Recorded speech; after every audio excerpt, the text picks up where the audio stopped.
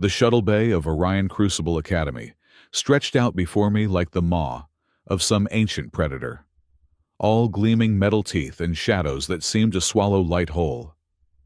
I stood at attention with the rest of my unit, watching as the latest batch of fresh meat stumbled off their transport ships. My name is Kareth Dern, and at 3 meters tall with skin that could deflect small-caliber rounds, I was considered the pride of the Vorthak military caste. 4 arms, each capable of crushing stone to powder. Eyes that could track movement in 8 different spectrums. A warrior bred from centuries of selective genetics and enhancement protocols. And yet, for the first time in my life, I felt something I couldn't quite name. Not fear exactly, more like the sensation you get when standing at the edge of a cliff, knowing the ground beneath you might not be as solid as you think. "They're actually doing it," muttered Thrix beside me, his scaled hide rippling with nervous energy. "They're actually letting one of them in." The them in question was a human, a Deathworlder, the first of their kind to ever set foot in the most prestigious combat academy in the known galaxy. I snorted, a sound that came out like grinding metal through my respiratory vents. "You believe those stories, primitive mammals from a backwater planet that somehow survived long enough to achieve spaceflight? Please." But even as I said it, I noticed how the other species in the hangar had unconsciously shifted. The Zilani delegation with their gossamer wings pulled tight against their bodies. The Chronari warriors, each one a living weapon of crystallized minerals, had dimmed their natural luminescence. Even Commander Sarah Kyvan, our legendary combat instructor, who had personally killed a void worm with nothing but a plasma blade, stood a little straighter. Her 6 eyes focused intently on the human transport that had just docked.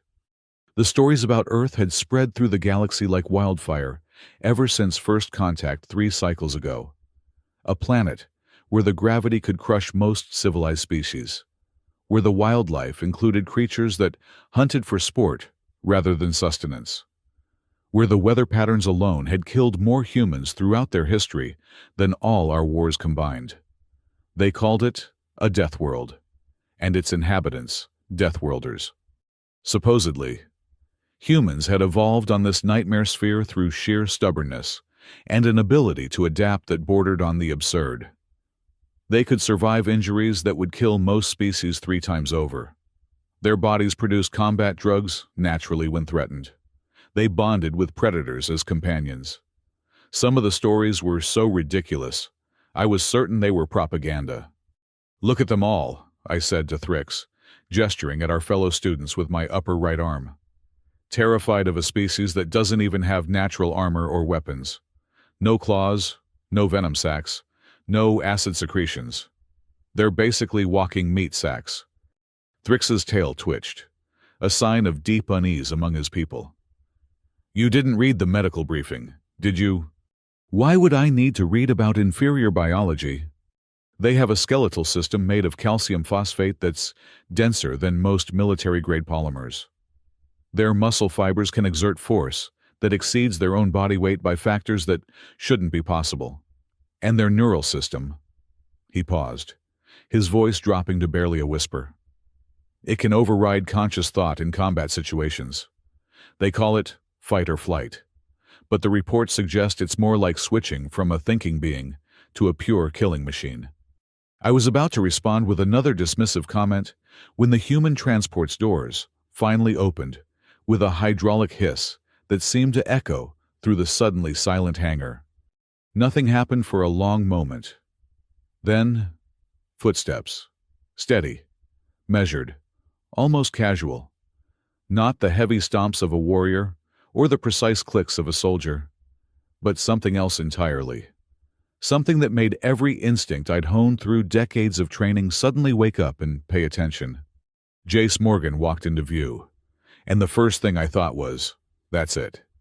He was maybe half my height, covered in what looked like fabric clothing instead of any proper protection. His skin was this pale pinkish shade that looked soft enough to tear with a casual swipe. Hair the color of dried earth sat messily, on top of his head, and his eyes were just two forward-facing orbs of blue and white. No compound structure, no additional spectrums, just basic bilateral vision. He carried a single bag over one shoulder and walked with his hands in his pockets, like he was strolling through a park rather than entering the most dangerous training facility in 12 systems. When he saw all of us staring, he actually smiled and raised one hand in what I later learned was called a wave. "Hey there," he said, his voice carrying despite its soft tone. "This the right place for orientation?" The translator in my auditory canal processed his words easily enough. But there was something in the original sound, something in the way the air moved when he spoke, that made my threat assessment protocols twitch. No one answered him. 400 of the galaxy's most promising warriors, and not one of us said a word. He looked around, that strange little smile never leaving his face, then shrugged and walked toward the registration desk. As he moved through the crowd, something extraordinary happened.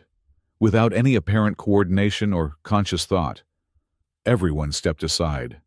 Not dramatically, not obviously, just small shifts that created a clear path for him to walk through.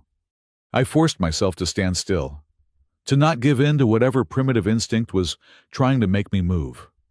But as he passed within 2 meters of me, I finally understood what the others had sensed immediately. He didn't move like prey. He didn't move like a predator either. He moved like something that had never needed to make that distinction because, on his world, everything was both. Kareth Dern. Commander Caven's voice cut through my thoughts like a plasma torch through butter. "Since you seem so unimpressed by our new arrival, you'll be his orientation partner." I turned to face her, all 4 arms spreading in a gesture of confusion. "Commander, I hardly think—" "That's correct, soldier. You hardly think. Which is why this will be such an educational experience for you." Her mandibles clicked in what might have been amusement. "Report to Training Hall 6 tomorrow at first cycle. You'll be helping Mr. Morgan understand our combat protocols." She said Mr. Morgan the way someone might say unexploded ordnance. Carefully, with full awareness of what it might do if handled incorrectly. As she walked away, I turned back to look at the human, who was now chatting with the registration officer like they were old friends. The Avellan behind the desk, a species known for their paranoid nature and ability to detect threats through pheromone analysis, was actually laughing at something the human had said. "You're going to die," Thrick said flatly. "You're going to die, and I'm going to have to find a new sparring partner." "Don't be dramatic. He's one barely evolved primate. What's the worst that could happen?" The next morning, I arrived at Training Hall 6 early, determined to establish dominance from the start. The room was one of our smaller combat spaces, only about the size of a standard colony ship's cargo bay. The walls were lined with adaptive training weapons that could adjust their mass and balance to match any species' requirements. The floor was covered in impact-absorbing material that could switch from soft to hard, depending on the exercise. I selected a few basic weapons to demonstrate, laying them out in what I thought was an intimidating display. 2 shock staves, a gravity hammer, and a pair of phase blades that hummed with barely contained energy. The human arrived exactly on time, dressed in what he called gym clothes, a sleeveless shirt and loose pants made of some synthetic material. He looked at the weapons I'd arranged and whistled, a sharp sound that hurt my auditory canals. "Fancy hardware," he said. "We starting with those—" "First, you need to understand what you're dealing with," I said, picking up a shock staff with my upper arms, while my lower arms activated the training room's combat protocols. "I am a Vorthak warrior. My species has been perfecting the art of combat for over 3,000 cycles. Every part of my body is optimized for battle. To demonstrate, I went through a basic kata, the shock staff spinning through forms that would have been impossible for any 2-armed species to replicate. Electricity arced between my movements, creating a cage of light that filled the room with the smell of ozone. "Your turn," I said, tossing him the other staff. He caught it easily enough, which surprised me given his limited appendages. Then he just stood there, holding it like he was trying to figure out which end was up. "Is there an on switch?" he asked. I couldn't help but laugh. "You grip it firmly, and it activates based on bioelectric feedback. Though I doubt your primitive nervous system generates enough." The staff flared to life in his hands, blazing with more energy than I'd seen from some trained warriors. He looked at it with what seemed like genuine surprise. "Huh, tingly?" Before I could respond. The training room's door opened and Commander Caven entered, followed by a dozen other instructors. My heart sank. This wasn't just an orientation. This was an evaluation. "Don't mind us," Caven said, though her tone suggested we very much should mind them. "Continue with the orientation. I believe you were about to demonstrate basic combat forms." I looked at the human, who was now holding the shock staff like it was a walking stick, leaning on it casually. Every instinct told me this was going to be embarrassing. For him. "Basic hand-to-hand first," I said, setting the weapons aside. "I'll need to assess your baseline capabilities." "Sure thing," he said, setting down the staff and rolling his shoulders. "Just tap out if you need a break." The casual arrogance of it made my blood burn. Tap out. I was about to teach this pink-skinned mammal what it meant to face a real warrior. We moved to the center of the mat. I dropped into a combat stance, all four arms positioned for both offense and defense. The human just stood there, bouncing slightly on the balls of his feet, arms hanging loose at his sides. "Whenever you're ready," he said. I struck first, a probing jab with my upper right arm that should have been too fast for him to track. Should have been. Instead, he tilted his head slightly, and the blow passed by his ear. Lucky. I followed up with a combination: left upper hook, right lower sweep, left lower grab. He stepped back from the hook, hopped over the sweep, and somehow twisted his body so the grab caught nothing but air. "You're quick," I admitted, reassessing. Maybe those stories about Deathworlder reflexes weren't complete fabrication. "Thanks, you too." This time, I didn't hold back. I unleashed a flurry of attacks that had won me dozens of matches in the Academy trials. 4 arms, working in perfect coordination, each strike calculated to force him into the path of the next. It was like trying to fight a shadow. He didn't block. He just wasn't where my fists were. Ever. Sweat began to bead on his forehead, the first sign that he was actually exerting himself. I pressed harder, using my size advantage to try to corner him.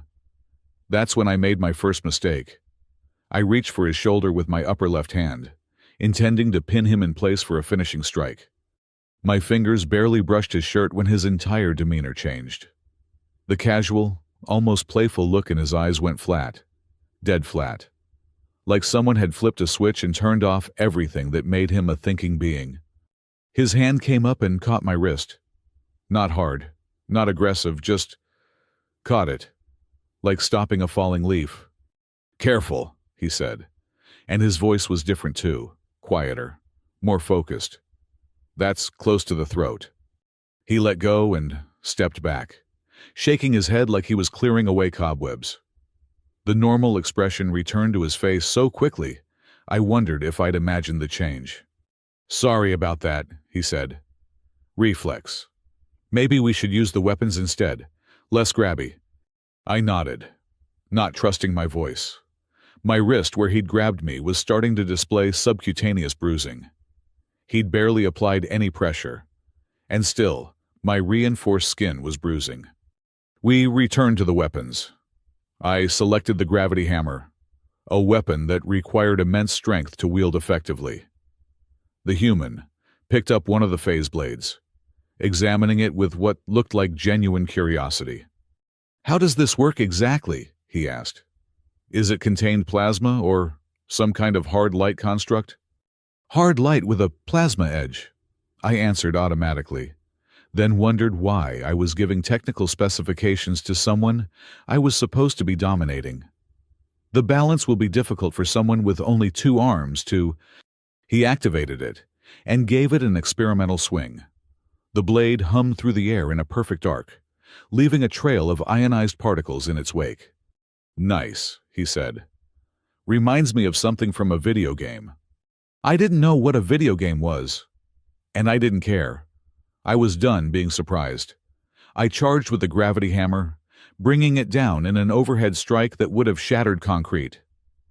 He sidestepped, the phase blade coming up to deflect the hammer's haft rather than meet it head-on. Smart. A direct block would have shattered his arms from the impact. We exchanged a few more passes, and I began to notice something disturbing. He was learning. Not just my patterns, but the very mechanics of combat in our environment.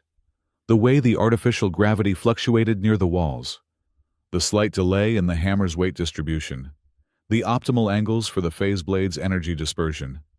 20 seconds into our bout, he was fighting like he'd trained here for years. "You're holding back," Commander Caven called out.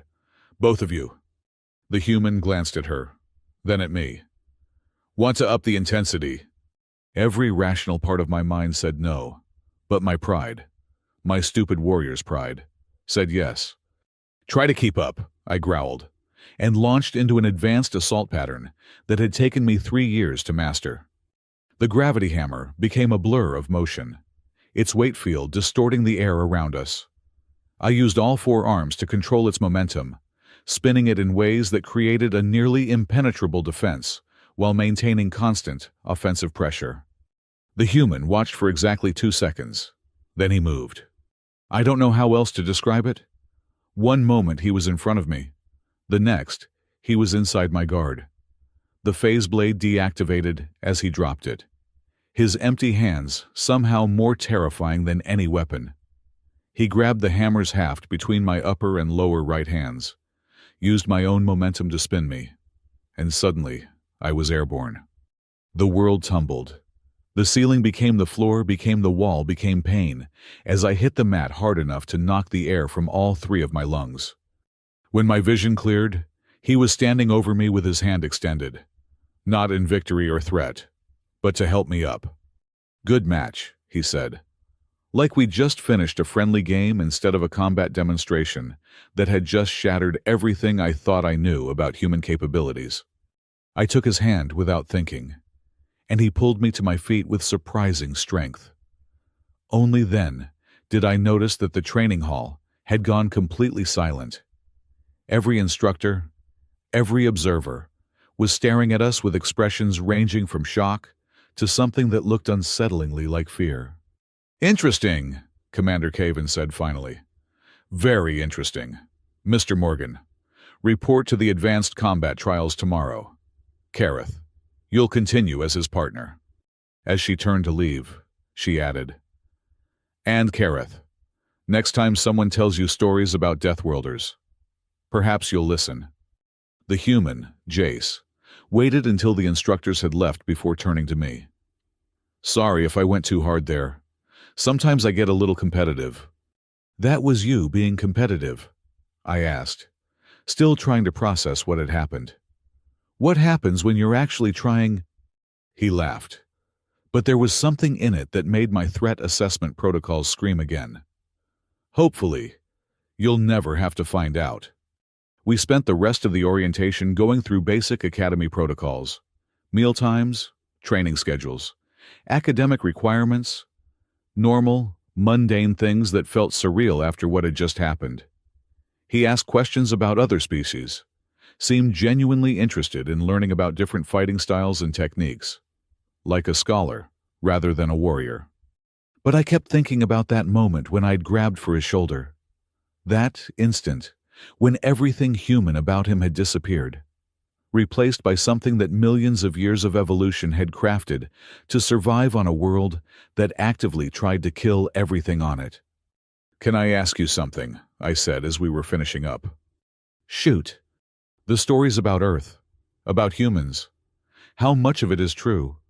He considered this for a moment. "Which stories?"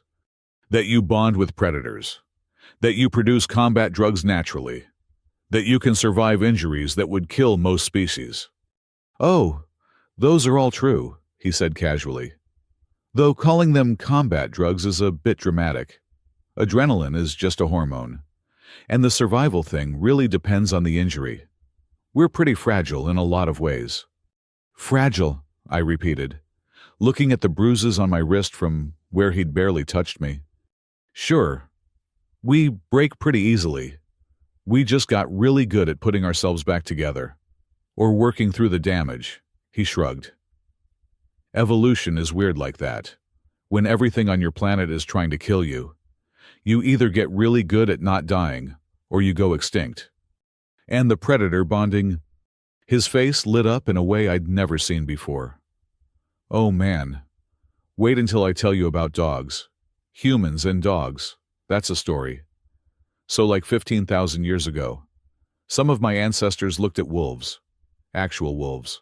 Pack hunters with teeth designed to crush bone, and thought I bet we could be friends with those. And it worked. Now they're our best friends. Sleep in our beds. Play with our children. There's nothing a human won't do for their dog. You took apex predators and turned them into companions. They kind of turned themselves into companions. We just encouraged it. With food. And belly rubs. I stared at him. Belly rubs. Very important. Critical to the human-canine alliance. This conversation was insane. Everything about this day had been insane. I'd started the morning expecting to put an overhyped primitive in his place. Instead, I'd been casually dismantled by someone who spoke about befriending predators, like it was normal. The other students are going to want to test you, I warned. What happened here will be all over the academy by evening meal. That's fine, he said. I'm here to learn, not to prove anything. That's not how they'll see it. To them, you're a challenge, a mystery, something to either understand or defeat. He nodded slowly. And what about you? What am I to you? I thought about it. About the bruises on my wrist. About the way he'd moved through my attack pattern, like water through a sieve. About the dead look in his eyes when his instincts had taken over. I don't know yet, I admitted. Fair enough, he said. Want to grab lunch? I'm starving, and I have no idea what's safe for humans to eat here. You just threw a 3-meter-tall, 4-armed warrior across a room, and you want to have lunch? Well, yeah, fighting makes me hungry. Besides, you seem like you know your way around, and I could use a friend here. A friend. This Deathworlder, this impossible being from a nightmare planet, wanted to be friends. The cafeteria serves 37 different species, I said. Avoiding the Threnari section would be wise. Their food is still alive.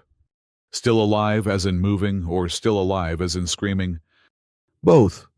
Good to know. Lead the way. As we walked through the academy corridors, other students pressed themselves against the walls to let us pass. Not us. Him. They were moving for him. This small, soft-looking human who had just redefined what they thought was possible. I caught Thrix's eye as we passed. He was standing with a group of other Vorthak warriors, all of them staring at me like I'd lost my mind. Maybe I had. But as Jace started asking me about the architectural philosophy behind the Academy's design, genuinely curious about the aesthetic choices of different species, I realized something. The stories weren't exaggerated. If anything, they hadn't gone far enough. Earth hadn't just produced survivors. It had produced something far more dangerous, beings capable of extreme violence who chose, whenever possible, not to use it. Apex predators who had learned to make friends with other apex predators. Warriors who were scholars. Scholars who were warriors. And somehow both and neither at the same time. As we entered the cafeteria, every conversation stopped. 400 pairs of eyes or eye equivalents tracked our movement. Is it always this quiet? Jace asked. No, I said. This is specifically for you. Awesome. I love being the center of attention, he said with a sarcasm that transcended species barriers. So, what's good here? I started to answer, then stopped. Because in that moment, watching him survey the food options with genuine enthusiasm, while an entire room of trained killers watched him, like he might explode. I understood what the humans meant by one of their phrases. "In for a penny! In for a pound!" I muttered in badly accented English. He grinned. "You've been studying human idioms. Know your enemy." "I thought we were friends now." "That remains to be determined." But even as I said it, I knew it was a lie, because somehow, in the span of a single morning, this impossible being from a death world had done something no opponent had ever managed. He'd made me question everything I thought I knew about strength, about combat, about the very nature of what it meant to be a warrior. And tomorrow, we were going to the advanced combat trials. I was either about to learn more than I had in my entire life, or I was about to die. Possibly both. As Jace accidentally ordered something that turned out to be fermented plant matter from a gas giant's moon. "It tastes like blue," he said. Whatever that meant. I made a decision. If I was going to survive being partnered with a Deathworlder, I needed to stop thinking of him as an alien. I needed to start thinking of him as what he really was. A natural disaster that had learned to smile. The Advanced Combat Trials Arena was nothing like the training halls. This was where the Academy separated those who could fight from those who could kill. The space was massive, a hollowed-out asteroid core that had been converted into a zero-gravity combat sphere, 300 meters in diameter. Gravity fields could be activated in sections, creating a constantly shifting battlefield that tested not just combat skills, but spatial reasoning and adaptability. I arrived early, as was my habit, but Jace was already there. He floated near the observation window, watching the stars wheel slowly past as the asteroid rotated. In the zero-G, his body language was different, more relaxed, like this was natural for him. "Morning," he said without turning around. "Sleep well?" "No," I admitted. After yesterday's demonstration, I'd spent most of the night cycle reviewing human combat footage from their pre-contact wars. The brutality of it had been educational. "I was researching your species. Find anything interesting?" "You've been killing each other with remarkable creativity for your entire recorded history." He finally turned to look at me, and there was something sad in his expression. "Yeah, we're good at that. Too good. Maybe." Before I could respond, the arena's main doors cycled open. Commander Sarah Kyvan entered. But she wasn't alone. With her was someone I'd only seen in historical hollows. Master Instructor Crane Tor, a Ghast warrior who'd literally written the book on interspecies combat. 4 meters of scarred carapace and serrated limbs, with compound eyes that could track a dozen opponents simultaneously. "Students!" Crane Tor's voice reverberated through the arena like a seismic event. "Today, we determine if the human is an anomaly or a genuine combat asset." More students began filing in, not just from our year, but senior students, recent graduates waiting for their assignments, even some instructors I recognized from specialized warfare courses. Word had spread fast. "Quite the audience," Jace murmured. "They want to see if you're real," I said. "After yesterday, half the Academy thinks you're some kind of bioweapon in disguise. And the other half thinks you're just lucky." He laughed. That strange human sound that I was beginning to recognize as genuine rather than threatening. "What do you think?" "I think you're dangerous in ways none of us understand yet." "That's probably fair." Commander Caven activated the arena's systems. The lights dimmed, replaced by the bioluminescent strips that would mark the active combat zones. "First trial," she announced. "Environmental adaptation. The arena will cycle through different gravity configurations, last being standing winds." "How many opponents?" someone called out. "All volunteers are welcome," Crane Tor said, and his mandibles clicked in what his species considered a smile. "Who wishes to test themselves against the Deathworlder?" 30 students immediately moved forward. I recognized most of them, top fighters from various species, each one curious or ambitious enough to risk humiliation for a chance at glory. "Kareth," Jace said quietly. "You know these people. Any advice?" I looked at the assembled fighters. A Morvac heavy warrior with natural armor plating. Twin Cephalum dancers whose 4 legs could deliver kicks at supersonic speeds. A cluster of hive soldiers who fought with perfect synchronization. "Don't hold back," I said. "They won't." "I always hold back," he replied, and something in his tone made me look at him sharply. "It's safer for everyone that way." The fighters spread out across the arena. Jace moved to the center, still relaxed, still looking like he was out for a casual float, rather than about to face 30 trained killers. Kyvan's voice echoed through the space. "Combat trial begins in 3, 2, 1, mark." The gravity shifted immediately. What had been 0G suddenly became a crushing 2G field in the lower hemisphere. Half the fighters, caught off guard, plummeted. Jace dropped with them, but landed in a controlled crouch that absorbed the impact perfectly. The Morvac warrior, built for high gravity, charged immediately. Jace rolled aside. And I mean rolled, used the gravity to build angular momentum that carried him past the Morvac's crushing embrace. As he passed, his hand shot out and struck something on the Morvac's knee joint. The warrior's leg buckled, sending him face first into the arena floor with a crash that shook the entire structure. The gravity shifted again. Left wall became down.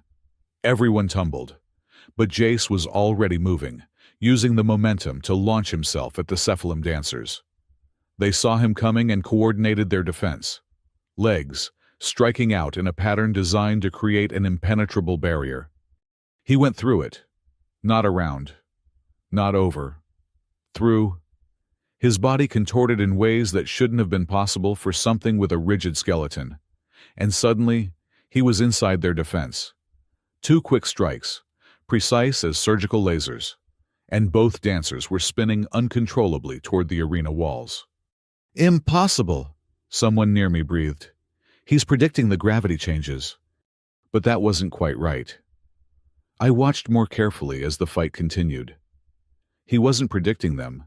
He was adapting to them in real time, his body adjusting to each shift before his conscious mind could have processed the change. The hive soldiers attacked as a unit, their crystalline forms creating a fighting formation that had never been broken in Academy history. 6 beings moving as one, each covering the other's weaknesses. Jace didn't try to break their formation, he joined it. I know how insane that sounds, but there's no other way to describe what happened. He moved into their pattern, matching their rhythm, becoming a 7th member of their unit for just long enough to create confusion. When they realized what was happening and tried to adjust, he was already gone, and 2 of their number were drifting unconscious from precise nerve strikes.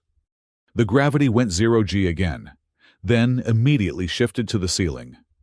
Jace pushed off from a floating hive soldier, using the body as a launch platform to reach the new ground first. 3 more opponents tried to converge on him. He grabbed one, spun, and threw them into the other 2 with enough force to send all 3 into the wall padding. 10 seconds. 30 opponents had become 20. 20 seconds. 20 had become 10. 30 seconds. 5 remained, including Gex, a Vorthak from my own unit who'd never lost a bout. "Yield," Jace called out, not even breathing hard. "You've all proven your courage." Gex, proud fool that he was, charged instead. Jace sighed, actually sighed, and moved. Gex's attack was perfect, a 4-armed combination that should have been unblockable. Jace caught his upper right wrist, twisted his body in a motion that looked almost lazy, and sent Gex spinning into the arena wall with enough force to trigger the automatic medical response. The remaining 4 fighters looked at each other, then at Jace, then raised their hands in surrender. Total time 43 seconds. The arena fell silent except for the hum of the gravity generators cycling down. Jace floated in the center, still in that relaxed posture, looking mildly embarrassed by all the attention. "Acceptable," Cranetor said, though his tone suggested he meant something closer to extraordinary. "Second trial. Armed combat. Choose your weapon." A rack of training weapons extended from the wall. Every type of close combat armament used by the known species was represented. Jace floated over to examine them, running his hands over various options with what looked like genuine curiosity. He selected something that made everyone, including me, stare in confusion. A simple staff, no energy field, no enhanced materials, just a length of reinforced polymer about 2 meters long. "You may wish to reconsider," Caven said. "Your opponent will not be similarly limited." "I'm good with this," Jace replied, giving the staff an experimental spin. Crane Tor himself moved forward. "Then I will be your opponent." The tension in the arena ratcheted up several notches. Crane Tor was a legend. 300 years of combat experience across 50 different worlds. He'd never lost a formal bout. He selected a neural whip, a weapon that could disrupt nervous systems on contact, and a pair of phase claws that could cut through military-grade armor. They faced each other in the center of the arena. David and Goliath, someone later called it, though I didn't understand the reference at the time. "Begin," Caven commanded. Crane Tor struck first, the neural whip cracking through the space where Jace had been a microsecond before. The human was already moving, the staff spinning in a defensive pattern that created a barrier of motion around him. The phase claws came next, slicing through the air in patterns designed to herd Jace into the whip's range. It was a masterful display of weapon coordination, the kind of technique that took decades to perfect. Jace's staff caught the whip on its next pass, wrapped around it, and yanked. Crane Tor, surprised by the sudden reversal, was pulled forward just enough for the other end of the staff to crack against his primary knee joint. The gassed warrior stumbled but recovered instantly, abandoning the whip to focus on the phase claws. The next 30 seconds were a blur of motion, Crane Tor's claws leaving trails of ionized air, Jace's staff moving in patterns that seemed to predict where the attacks would be, rather than reacting to where they were. Then Jace did something I'd never seen before. He threw the staff. Crane Tor deflected it easily with one claw. But that was the point. In the fraction of a second, the warrior's attention was divided. Jace moved inside his guard. His hand touched Crane Tor's thorax. Just a light tap, really. And the massive warrior froze. "Pressure point?" Crane Tor asked, his voice carrying a mix of surprise and respect. "Something like that," Jace replied, stepping back. "Your species has a nerve cluster there that controls your wing casings. Even though you don't use them anymore, the nerves are still sensitive." Crane Tor stood slowly, his compound eyes fixed on the human. "You studied gassed anatomy." "I studied everyone's anatomy," Jace corrected. "Last night. The Academy medical database is really comprehensive. You learned our weaknesses in one night."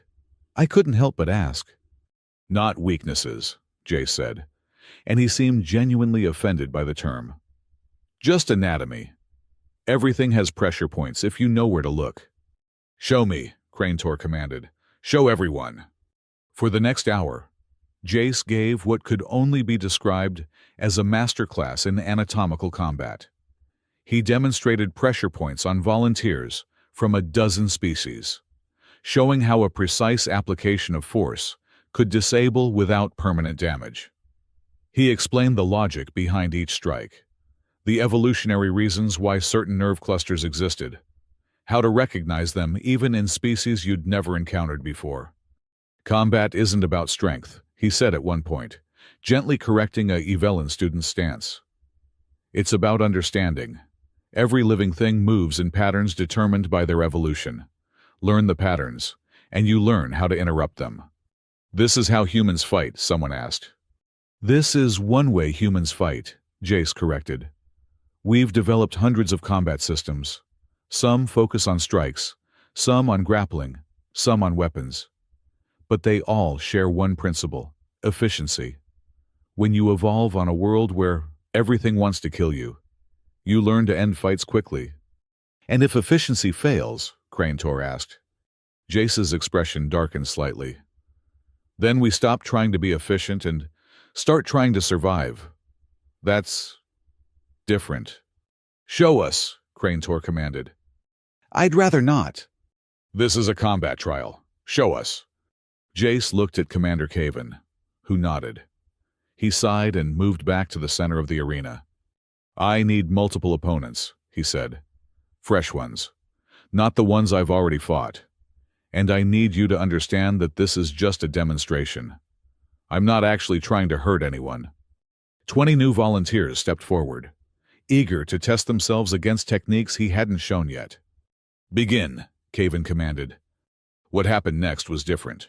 Before, Jace had been technical, precise, almost surgical in his approach.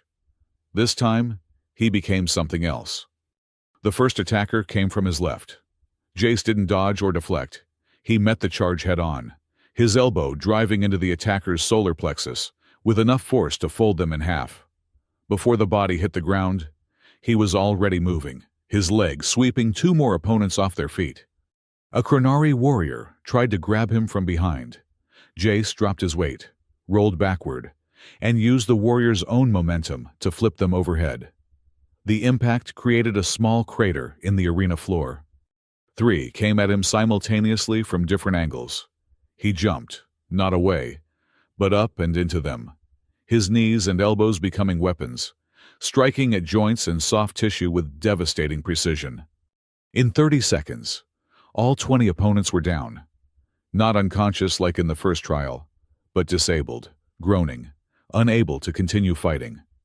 Jace stood in the middle of them, and for just a moment, I saw something in his eyes that made my combat instincts scream. It was the same look I'd glimpsed yesterday when I'd grabbed for his shoulder, but stronger, deeper, like looking into the eyes of something that had crawled out of prehistory's nightmares. Then he blinked, and it was gone. He immediately began checking on the fighters he'd disabled, helping them up, apologizing for the force he'd used. That, Crane-Tor said slowly, was survival mode. A crude version of it, Jace agreed, helping a cephalum dancer reset a dislocated joint with practiced ease. True survival mode is messier. We try very hard not to go there. Why, someone asked. Jace paused in his ministrations, considering how to answer. Because when humans truly fight for survival, we stop caring about things like rules, or consequences, or collateral damage. We become what we were before civilization, persistence predators who would chase prey until it collapsed from exhaustion, who would fight threats with rocks and sticks and teeth if necessary. It's not something we're proud of. But it's effective, Crane-Tor observed. Too effective, Jace said quietly. We nearly destroyed ourselves multiple times because of it. That's why we developed martial arts, combat sports, rules of engagement, not to become better at fighting, but to become better at not fighting, to channel the violence into something constructive. Commander Caven stepped forward. Final trial. You've shown us technique and instinct. Now show us adaptation. The arena will simulate multiple combat scenarios. You must complete them all. The arena walls shimmered, and suddenly we were in a forest. Not a real forest, but a holographic simulation so detailed I could smell the vegetation. Jace stood in a clearing, surrounded by dense foliage. Scenario 1, Caven announced. Ambush survival. Shapes moved in the trees. Simulated combatants, but with real training weapons that could deliver actual injuries. They came from all directions, using the cover to mask their approach. Jace didn't wait for them to attack. He moved into the forest, using the trees and undergrowth in ways that seemed impossible. He flowed through the vegetation like water, appearing behind attackers who thought they were hidden, striking and disappearing before they could respond. One tried to track him from an elevated position. Jace climbed a tree with frightening speed, reached the attacker's perch, and simply pushed them off. Another tried to use the undergrowth for cover. Jace used it too, better, becoming invisible until he was close enough to touch. The forest dissolved. Now we were in an urban environment, buildings and alleyways creating a maze of corners and blind spots. Scenario 2, urban warfare. This time, the attackers had ranged weapons, training rifles that fired stunning rounds. Jace immediately went to ground, using angles and cover in ways that spoke of real experience. He didn't just hide. He moved with purpose, always positioning himself where the attackers had to expose themselves to get a shot. When he finally went on the offensive, it was brutal in its efficiency. He used doors, windows, walls themselves as weapons, slamming opponents into surfaces, trapping limbs in door frames, creating confusion that he exploited with devastating effectiveness. The environment shifted again. Now it was a spacecraft corridor, narrow and confined with nowhere to run. Scenario 3, Close Quarters Combat. This should have been the hardest for him. The space was too small for his usual mobility advantage. The attackers came in waves, forcing him to fight multiple opponents in a space barely wide enough for two. He adapted instantly. Instead of trying to create space, he used the confinement. The walls became tools for leverage. The ceiling became a surface to push off from. He turned the narrow corridor into a funnel where numbers meant nothing, because only one or two opponents could effectively engage him at a time. When one attacker tried to use their size advantage to pin him, Jace did something that made everyone watching gasp. He dislocated his own shoulder to escape the hold, struck the attacker with his free hand, then calmly relocated the joint and continued fighting. "Enough," Commander Caven called. The simulation ended. Jace stood in the center of the arena, sweating now, but not exhausted. Around him, medical staff tended to the various fighters who'd participated in the trials. None were seriously injured, but all looked at the human with a mixture of respect and something approaching fear. "Evaluation," Crane Tor announced. "Combat rating Apex. Recommended for advanced tactical training and special operations consideration." "Apex," someone whispered. "That's the highest rating possible." "No," Crane Tor corrected. "It's the highest rating we have. I suspect we may need to create a new category." Jace floated over to where I was standing. "So, how'd I do?" "You terrified everyone in this room," I said honestly. "That wasn't the goal." "What was the goal?" He thought about it. "To show that humans aren't monsters. We're just really good at not dying." "I'm not sure you achieved that goal." He laughed. But there was something tired in it. "Yeah, probably not. It's hard to demonstrate controlled violence without showing the violence part." As the arena began to empty, Commander Caven approached us. "Mr. Morgan, your performance today has raised some questions." I imagine it has. "Your file says you're here as a cultural exchange student, but your combat capabilities suggest military training." I had some training back on Earth," he said carefully. "Required service. Nothing special." She studied him for a long moment.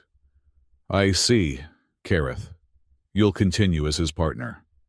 I want daily reports on his progress." After she left, I turned to Jace.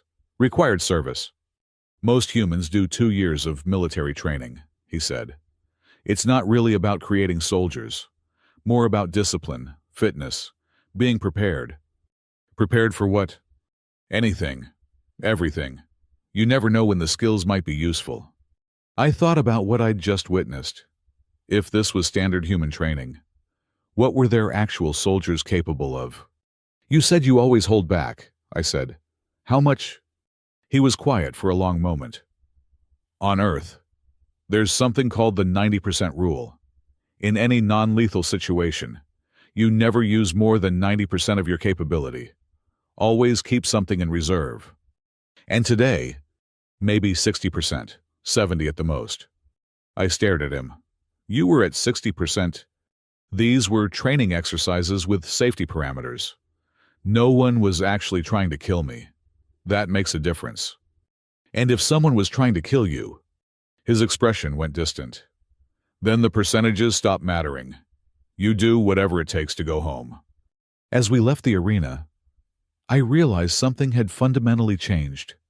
Not just in how the Academy saw humans, but in how I saw them. They weren't just Deathworlders who had evolved on a hostile planet. They were something far more complex, beings who had looked at their own capacity for violence and chosen to chain it, to control it, to turn it into something that could protect rather than just destroy. But those chains were voluntary, and that might have been the most terrifying thing of all. "Tomorrow we have tactical theory," I said, trying to return to some semblance of normalcy. "Sounds fun," Jace replied. "Less punching, more thinking." You say that like they're different things. Aren't they? "Not the way you fight. Every move you made today was calculated. Instinct and intelligence aren't mutually exclusive," he said. "That's another thing evolution taught us. The smart predators are the ones that survived." As we reached the dormitory section, other students stepped aside to let us pass. But I noticed something different from yesterday. Along with the fear, there was curiosity. Some even nodded respectfully to Jace as we passed. "You're becoming famous," I observed. "Great. Just what I wanted. To be known as the scary human who beats people up really efficiently." Would you prefer to be unknown? "I'd prefer to just learn and maybe make some friends. After today's display, you'll have plenty of people wanting to learn from you. But not to be friends with me." I considered this. Give it time. Fear and respect often come before friendship. "Is that how it works for your species?" "That's how it works for most species. Humans usually start with friendship and work backward," he said. "We're weird like that." Weird. That was certainly one word for it. As we parted ways at our respective quarters, Jace turned back to me. "Kareth, thanks for the advice earlier, about not holding back. Did it help? It helped me understand what they needed to see. Sometimes showing strength is the only way to prevent having to use it later." After he went inside, I stood in the corridor for a moment, processing everything that had happened. In 2 days, Jace Morgan had gone from being a curiosity to being possibly the most dangerous individual in the academy. And yet, he seemed more concerned about making friends than establishing dominance. Humans were contradictions wrapped in paradoxes, dressed in soft skin and bright smiles. They were proof that evolution had a sense of humor, and that survival of the fittest sometimes meant being fit for everything. Tomorrow would bring new challenges, new tests. But one thing was certain: the academy would never be the same. The next morning arrived with an announcement that sent ripples through the entire academy. Master Instructor Crane Tor himself would be conducting a special combat demonstration, and attendance was mandatory for all combat track students. The subject matter wasn't specified, but everyone knew it would involve the human. I found Jace in the nutrition center, sitting alone at a table with what appeared to be a standard human breakfast: proteins, carbohydrates, and a dark liquid that smelled like burnt vegetation. "Coffee," he explained when he saw me staring. "Want some?" Is it toxic? Only in large quantities, or if you're sensitive to stimulants. I sat across from him, noting how the conversations at nearby tables had quieted. "You've heard about the demonstration." "Yeah, apparently. I'm the teaching aide." He took another sip of his coffee. "Should be interesting." You're remarkably calm for someone about to be dissected in front of the entire academy. Dissected implies they understand what they're looking at. I think this is more like observation of an unknown phenomenon. Before I could respond, Thrix approached our table. My clutchmate looked nervous, his tail twitching in tight circles. "Mind if I sit?" he asked, directing the question at Jace rather than me. "Please," Jace said, gesturing to an empty chair. "Thrix, right, you were at yesterday's trials." Everyone was at yesterday's trials, Thrix said. You've become something of a phenomenon. Great, just what every introvert wants to hear. "You're an introvert?" I asked, genuinely surprised. "Most humans are, to some degree. We just learned to fake extroversion when necessary. Social cooperation was another survival trait." More students began approaching our table. Within minutes, what had started as a quiet breakfast had become an impromptu gathering. They peppered Jace with questions about Earth, about human culture, about combat techniques. He answered them all with patience that seemed infinite, though I noticed he was careful about what information he shared. "Is it true humans pack bond with anything?" a young Cephalum asked. "Pretty much," Jace admitted. "I once had a friend who bonded with a cleaning robot. Named it, talked to it, got genuinely upset when it broke." "That seems inefficient," someone observed. "Maybe, but it makes life more interesting. And when you bond with something, you're motivated to protect it. That has survival advantages." The conversation was interrupted by an academy-wide alert. Time for the demonstration. The main combat arena had been reconfigured overnight. Instead of the usual open space, there were designated zones marked with different colored energy barriers. A medical team was on standby, more than usual for a demonstration. Commander Kyvan stood at the central platform with Master Instructor Cranetor. "Today," Cranetor announced, once everyone had assembled, "we examine the combat methodology of our first human student. But more than that, we explore what happens when different evolutionary paths collide." He gestured to the first zone. "Standard combat engagement. Kareth Dern. You will face Mr. Morgan in a regulated bout. Full contact, submission, or incapacitation to win." I felt my primary heart skip a beat. "Master Instructor, I should note that you've already faced him." "Yes, that's precisely why you were chosen. You have experience with his capabilities." I looked at Jace, who shrugged. "I'll try not to embarrass you too badly," he said with what I was learning to recognize as human humor. We entered the combat zone. The energy barriers hummed to life, creating a 10-meter square arena. I settled into my combat stance, all four arms ready, weight distributed for maximum mobility. Jace stood casually, hands at his sides. "Whenever you're ready." I'd learned from our previous encounter. This time, I wouldn't underestimate him.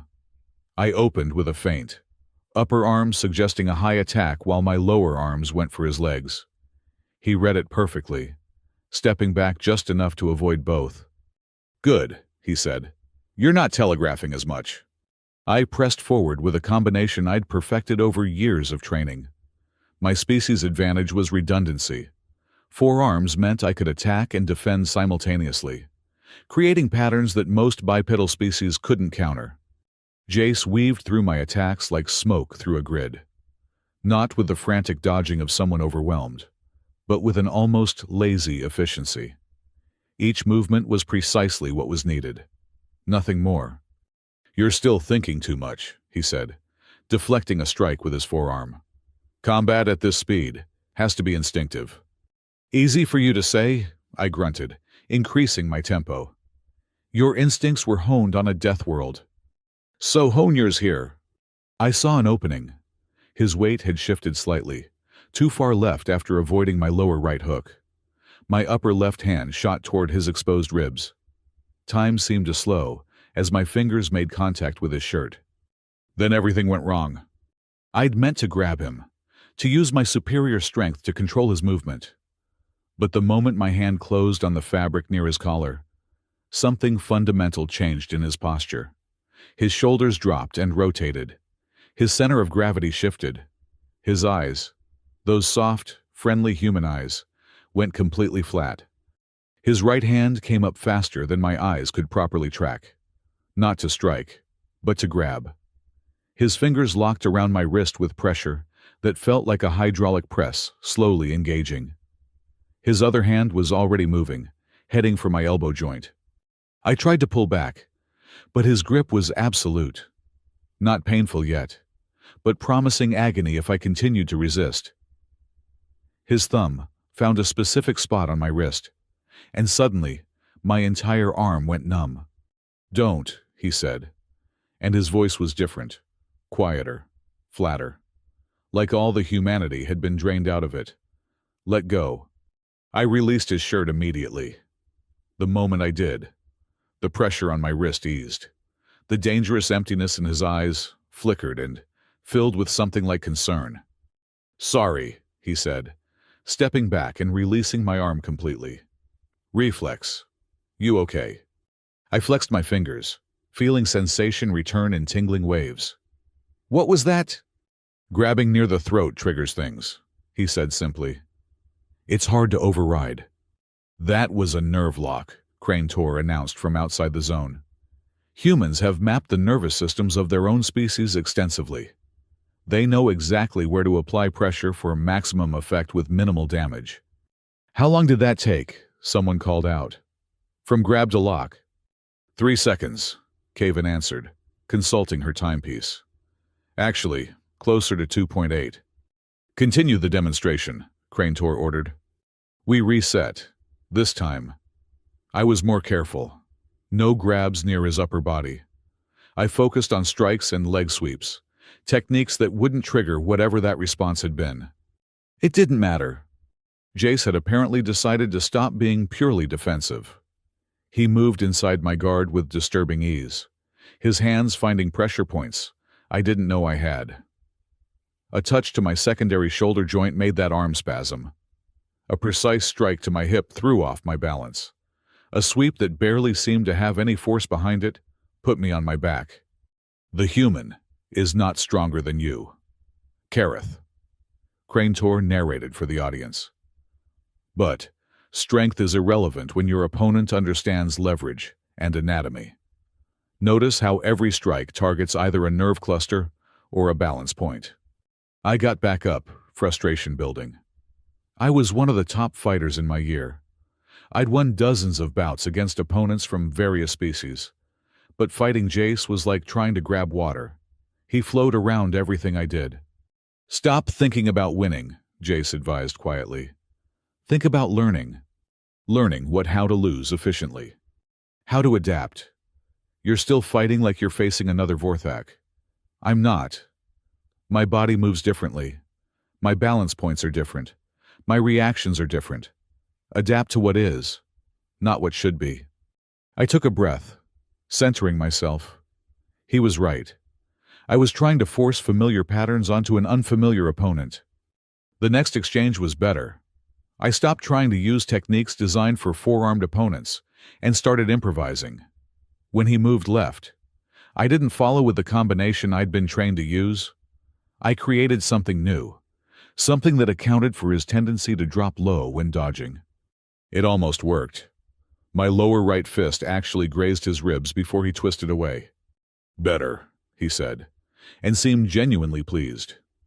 "Much better. You're starting to see it." "See what?" That combat isn't about memorized forms. It's about solving problems in real time. We continued for another 5 minutes. I didn't win, didn't even come close. But I began to understand what he meant. Each exchange taught me something about how humans moved, how they thought, how they reacted. By the end, I was lasting longer against him, forcing him to work harder. "Time," Caven called. We separated, both breathing harder now. There was scattered applause from the audience, though I wasn't sure if it was for him or for me lasting as long as I had. "Second demonstration," Crane Tor announced. "Multiple attackers, escalating threat levels." 6 students entered the zone. I recognized them as some of our best fighters, each from a different species. They surrounded Jace, who stood in the center with that same relaxed posture. "Begin," Crane Tor commanded. They came at him simultaneously, a coordinated assault designed to overwhelm. Jace exploded into motion. No, exploded isn't the right word. That implies chaos. This was precise, controlled, almost choreographed in its efficiency. He redirected the first attacker into the second, used the third as a shield against the fourth, somehow convinced the fifth and sixth to collide with each other. In 10 seconds, all 6 were on the ground, and Jace hadn't thrown a single direct strike. "Observe," Crane Tor said. "The human uses their attacks against them. This is a core principle of several Earth combat systems. Why generate force when your opponent provides it for you?" They reset. This time, the attackers were more careful, trying to coordinate without clustering. It didn't matter. Jace seemed to exist in the spaces between their attacks, always where they weren't looking, always exploiting the blind spots created by their own movements. Humans evolved as persistence hunters. Crane Tor continued his lecture. They would pursue prey for hours, days even, until it collapsed from exhaustion. This same principle applies to their combat. They don't need to be the strongest or the fastest. They just need to last longer than you do. The demonstration continued with different scenarios. Armed combat, where Jace demonstrated how common objects could become weapons. Environmental hazards, where he used the arena itself as a tool. Psychological warfare, where he won a bout without fighting at all, simply by talking his opponent into a tactical error. Then came the final demonstration. "Mr. Morgan," Crane Tor said, "we've seen your control, your technique, your adaptability. Now show us what happens when control fails." "I'd rather not." "This is educational. It's important they understand." Jace was quiet for a long moment. "You'll need volunteers who understand the risks." "I volunteer," I said, surprising myself. "As do I," Thrix added. 4 others stepped forward. Jace looked at us with something like regret. "If I say stop, you stop immediately," he said. "No questions, no hesitation. Understood." We all agreed.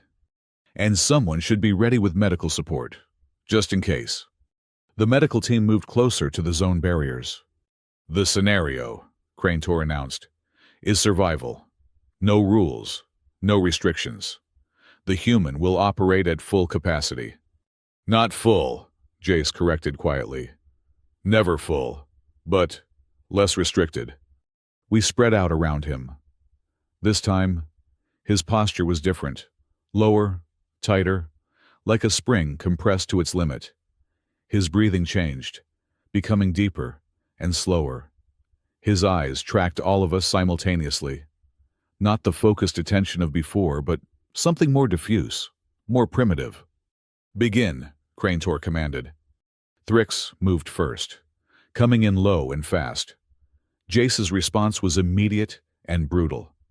His knee came up, catching Thrix in the chest with enough force to lift him off the ground. Before Thrix even landed, Jace was moving, his elbow driving into another attacker's solar plexus. I tried to grab him from behind. His head snapped back, cracking against my facial plates. Stars exploded in my vision. His heel stomped on my foot, not hard enough to break bones but precisely placed to make my leg buckle. As I fell, his hand caught my arm, using my own momentum to throw me into 2 other attackers. The 6th volunteer tried to retreat. Jace crossed the distance between them in 2 strides, his hand shooting out to grab their shoulder. The volunteer went rigid, then dropped like their strings had been cut. Total elapsed time, 6 seconds. "Stop," Jace said, and the dangerous tension immediately drained from his body. He was already moving to check on the fallen volunteer, his hands gentle as he helped them sit up. "You okay? I didn't compress too hard." What did you do?" the student asked, looking dazed. "Carotid sinus. Triggers a vasovagal response. You'll be fine in a minute." He moved to each of us, checking for injuries, apologizing for the force he'd used. The contrast was jarring, from apex predator to concerned friend in the space of a heartbeat. "That," Crane Tor announced to the silent arena, "is why humans are classified as Deathworlders. Not because they're invincible, but because they can access levels of violence that most species need technology to achieve. And more importantly, they can turn it on and off at will." "It's not that simple," Jace said, helping me to my feet. "We don't just turn it on and off. It's more like we spend our whole lives learning to keep it off. The violence is always there, underneath. We just get really good at not using it." "That sounds exhausting," someone in the audience called out. "It can be," Jace admitted. "But the alternative is worse. Uncontrolled violence doesn't lead anywhere good. We learned that through a lot of very painful history. After the demonstration ended and the crowd dispersed, I found myself walking with Jace back to the dormitories. My body ached in places I didn't know could ache. but my mind was racing with everything I'd witnessed. "You held back even then," I said. "It wasn't a question." "Yes." "How much?" He was quiet for a moment. "In that last demonstration, maybe 70%, maybe less." "What does 100% look like?" "Hopefully, you'll never find out. I've only gone there twice in my life, and both times..." He trailed off, his expression darkening. "Let's just say it's not something I want to repeat." "But you could, if you had to. Any human could. That's the thing your people need to understand. We're not special. I'm not some exceptional warrior among my kind. Back on Earth, I'm maybe slightly above average. There are humans who could take me apart without breaking a sweat." The thought was sobering. If Jace was average, what were exceptional humans capable of? "The medical officer wants to examine you," I said, changing the subject. "Dr. Yara Holt. She's fascinated by human physiology." "Sure, always happy to contribute to science." We arrived at the medical bay to find Dr. Holt, waiting with barely contained excitement. She was a Zilani, insectoid in appearance with compound eyes, that could see in spectrums humans couldn't even name. "Mr. Morgan, perfect timing. I've been analyzing the combat footage from today's demonstration." "Find anything interesting?" "Everything about you is interesting," she said, gesturing for him to sit on an examination table. "Your muscle fiber density, your reaction times, your recovery rate. But what's most fascinating is your neural activity during combat." She brought up a holographic display showing brain scans. "This is you during normal conversation, and this is you during the final demonstration." The difference was stark. The normal scan showed typical conscious thought patterns. The combat scan looked like someone had set his brain on fire. Massive activity in regions that were quiet during normal function. "Your amygdala activation is off the charts," Dr. Holt said. "But your prefrontal cortex remains partially active, even during peak combat. You're simultaneously experiencing a fear response that would paralyze most species, while maintaining enough conscious control to prevent lethal outcomes." "That's the trick," Jace said. "Not suppressing the fear response, but riding it. Using it without letting it use you." "How do you train for that?" I asked.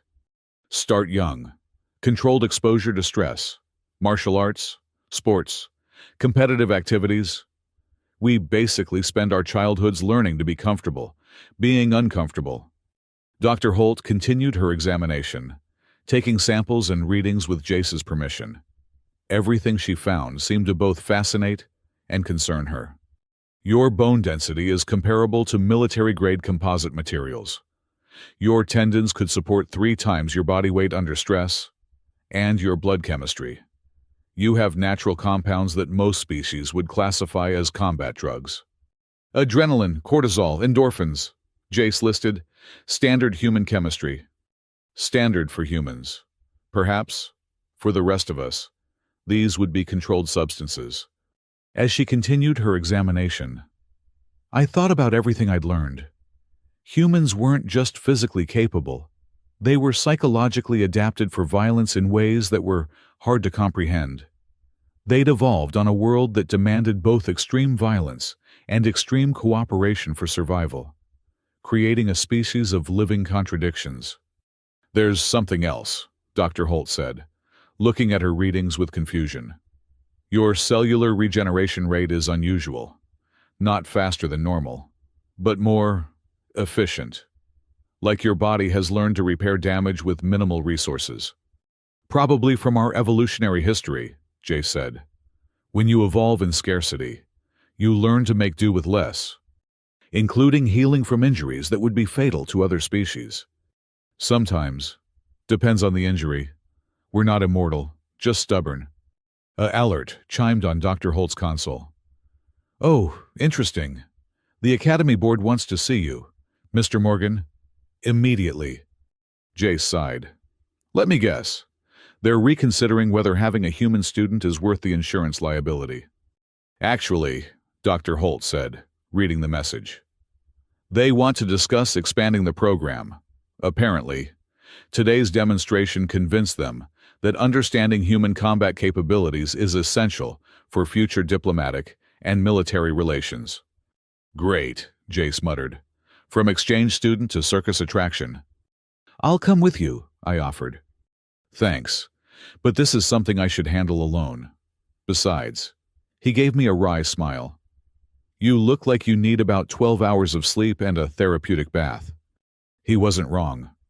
The day's demonstrations had been more physically and mentally exhausting than any training I'd previously experienced. As he left for his meeting with the board, Dr. Holt turned to me. You've been spending the most time with him. What's your assessment? I thought about it carefully. He's dangerous. More dangerous than any individual I've ever encountered. But he's also what? Kind. Genuinely kind. He doesn't want to hurt anyone. Every bit of violence he's capable of seems to pain him to use. A warrior who hates war, Dr. Holt mused. How very human. That night, I lay in my quarters thinking about the day's events. The 3-second nerve lock. The 6-second takedown of 6 opponents. The casual way he'd discuss survival mode, like it was an inconvenient reflex, rather than a terrifying capability. But what stuck with me most was what he'd said about control. That humans spent their whole lives learning to keep their violence turned off. That civilization for them wasn't about eliminating their capacity for violence, but about choosing not to use it. Tomorrow, he'd promised to teach me some basic human martial arts. Not the combat techniques. Those would take years to master. But the philosophy behind them. The idea that fighting and thinking weren't separate activities, but part of the same survival strategy. I was beginning to understand that having a human at the academy wasn't just about learning their combat techniques. It was about understanding an entirely different approach to violence, one that acknowledged its necessity while constantly working to minimize its use. As I drifted off to sleep, one thought kept circling in my mind. If humans ever decided to stop holding back, if they ever collectively decided that survival required their full capacity for violence, the galaxy would need to be ready. Or maybe, just maybe, we needed to make sure they never reached that point, because a species that had evolved on a death world and survived not by becoming the strongest, but by becoming the most adaptable, that was either our greatest potential ally or our most terrifying possible enemy. And right now, that distinction rested largely on the shoulders of a single human who just wanted to make friends and learn about other cultures. The universe, I was learning, had a twisted sense of humor. The medical bay's regeneration chamber hummed with a frequency that made my teeth ache. My arm floated in the bioreconstruction gel, nerve endings firing randomly as the tissue rebuilt itself. The actual break had been clean. Jace's grip had been precise even in that moment of pure instinct. But the psychological impact was something else entirely. "Stop moving," Dr. Yara Holt commanded, her compound eyes reflecting my image from a dozen angles. "The neural mapping needs to be precise, or you'll have phantom pain for weeks." "It's not pain," I said, though that wasn't entirely true. "It's tingling." "That's your nervous system recalibrating." The human's grip triggered a cascading nerve response that we're still trying to understand. She adjusted something on her console, and the tingling intensified. Fascinating, really.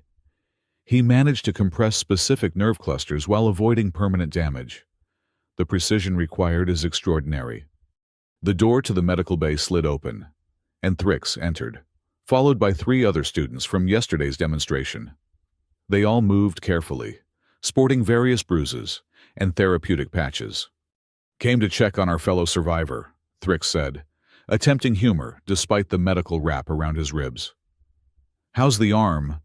"Rebuilding. Dr. Holt says another hour." "An hour for a complete radius reconstruction," Dr. Holt interjected, not looking up from her screens. "On most worlds, that injury would mean weeks of recovery. Here, with our technology, an hour." Makes you wonder how humans survived long enough to develop spaceflight with their primitive medical technology. They're tougher than they look. One of the other students, a Chronari named Zek, said. During the demonstration, the human took several hits that should have at least slowed him down. He didn't even flinch. Pain tolerance, Dr. Holt explained, pulling up a holographic display. I've been analyzing Mr. Morgan's medical data. With his permission, of course. Humans have an interesting relationship with pain. They feel it just as acutely as any other species, but their brains can essentially ignore it when necessary. That's insane, Thrick said. That's survival, Dr. Holt corrected. On a world where showing weakness meant death. Those who could function through pain survived to breed. Generation after generation of selective pressure created a species that treats pain as information rather than a command. She manipulated the display, showing a comparison between human neural activity and other species. When most of us experience pain, our higher brain functions shut down. It's a protective mechanism. Humans. Their higher functions can override the pain signals. They can literally think their way through agony. But there's more, she continued, warming to her subject. Their bodies produce natural painkillers, endorphins, in response to trauma. The worse the injury, the more endorphins. They can achieve states of pain suppression that we need advanced drugs to replicate. The door opened again, and Commander Sarah Kiven entered. Her 6 eyes immediately focused on me. Cadet Dern, recovering well. Yes, Commander. Good. When you're cleared, report to Conference Room 3.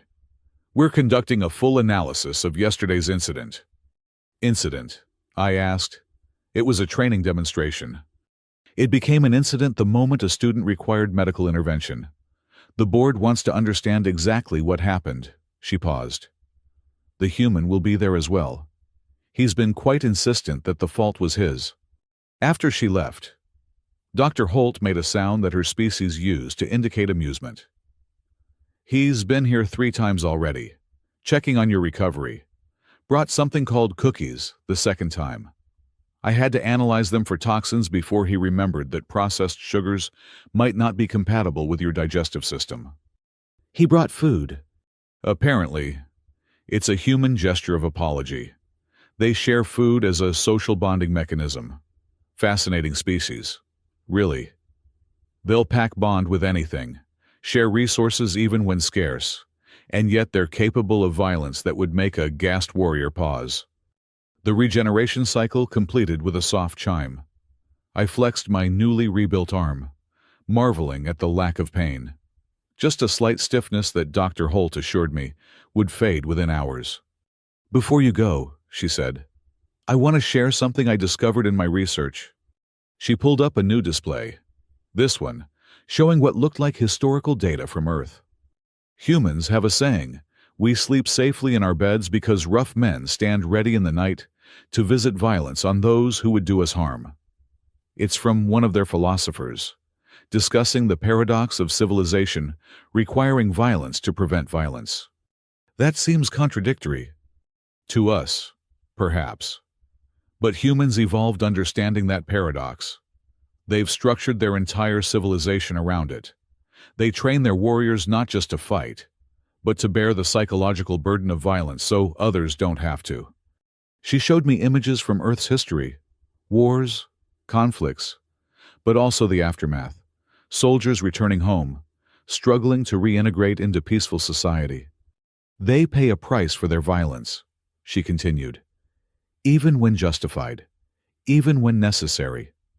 They've identified specific psychological conditions that result from combat. They call it post-traumatic stress. Their brains literally change from exposure to violence.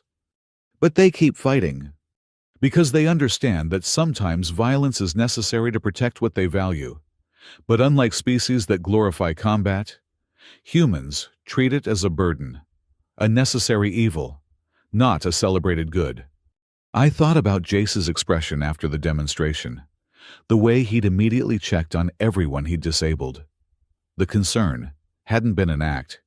It had been genuine distress at causing harm. Conference Room 3 was packed when I arrived. The Academy Board, senior instructors, and what looked like half the student body had crammed into the space. At the center, Jace sat at a table with Commander Caven and Master Instructor Crane Tor. He looked uncomfortable with all the attention. Cadet Dern, the board chairman, an ancient Evelyn, whose name I could never properly pronounce, gestured for me to join them at the center table. We're reviewing the training incident. Your perspective is essential. I sat next to Jace, who glanced at my rebuilt arm with evident relief. First, the chairman continued, Mr. Morgan has accepted full responsibility for the injury. However, we need to understand the mechanism to prevent future incidents. Master Instructor Crane Tor activated a holographic replay of the fight. The room watched in silence as the scene played out. My grab, Jace's instant response, the nerve lock that had fractured my radius bone. Stop, Crane Tor commanded, freezing the replay at the moment of contact. This is where everything changes. Mr. Morgan, explain what happened. Jace shifted uncomfortably. It's called a startle response, but that's not quite accurate. When someone grabs near the throat, especially from a blind angle, human instinct interprets it as a lethal threat. Our ancestors who didn't react instantly to such threats didn't survive to pass on their genes. But you weren't actually threatened, someone from the board observed. My conscious mind knew that. My brainstem didn't care. Millions of years of evolution don't just turn off because we know we're safe. This response, Crane Tor said, is it universal among humans? To varying degrees, most humans would have pulled away or pushed the hand off. But those of us with combat training... He paused, choosing his words carefully. We've trained those instincts to be more effective. Instead of just escaping the threat, we neutralize it. Can you control it? Sometimes. With warning. With mental preparation. Yes. But when it's unexpected, when it triggers that deep survival instinct, the conscious mind takes about 3 seconds to catch up with what the body's already done. 3 seconds, the chairman mused. The exact duration of the incident. Show them the full analysis, Dr. Holt said from where she stood by the door. She'd apparently followed me to the meeting. A new display appeared, showing biological readings from both Jace and me during the encounter. The human's neural activity, Dr. Holt narrated, shows a massive spike in the amygdala, the fear center, at the moment of contact. But watch this. His motor cortex activates before his conscious processing centers. He was moving before he was thinking. That's impossible, someone said. Conscious thought directs action. Not in humans, Dr. Holt corrected. They have multiple parallel processing systems. The primitive brain can initiate action while the conscious mind is still evaluating. It's what allowed them to survive on a world where hesitation meant death. But he stopped, I said, speaking for the first time. The moment I let go, he stopped. If it was pure instinct, why didn't he continue? Jace looked at me with something like gratitude. Because humans have spent thousands of years learning to put brakes on our instincts. The primitive brain starts the action, but the conscious mind can stop it. Usually. Most of the time. What happens when it can't? The chairman asked. Jace was quiet for a long moment. Then someone usually dies. The room fell silent. The weight of that simple statement settled over everyone like a heavy blanket. Earth history, Commander Caven said, pulling up new data, is filled with accounts of humans performing feats of violence that seem impossible. A human mother lifting a ground vehicle to save her offspring. A soldier continuing to fight after injuries that should have been instantly fatal. Civilians becoming capable of extreme violence when their communities were threatened. Hysterical strength, Jace said quietly. That's what we call it. When the situation is desperate enough, our bodies remove all the normal limits. Muscles can exert force that damages our own bones. Pain stops registering entirely. The conscious mind takes a back seat to survival. How often does this happen? Rarely. Most humans go their entire lives without experiencing it. It requires extreme circumstances, usually involving threats to loved ones or children. Children, Crane Tor said thoughtfully. Human offspring are unusually vulnerable compared to other species. Extended developmental periods, years of dependency. Yet your species thrives. Because human parents will do anything to protect their young, Jace said. And I mean anything. There are documented cases of humans with no combat training, taking on multiple armed opponents to protect their children. Usually, they die. Sometimes, they don't. This seems evolutionarily disadvantageous, a board member observed. Sacrificing breeding adults for offspring that might not survive anyway. It works because humans are social, Dr. Holt interjected. The parent might die, but the community raises the child.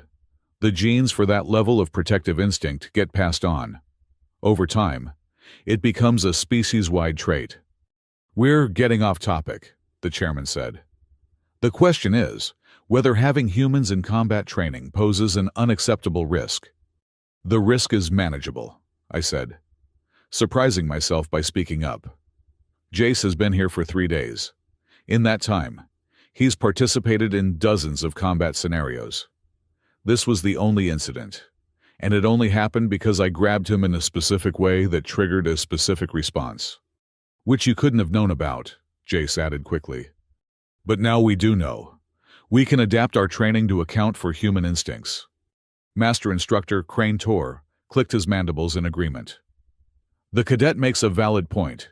Every species has combat triggers. Gas become uncontrollable if their wing casings are damaged. Morvac enter rage states if their horn nubs are struck. We account for these in training.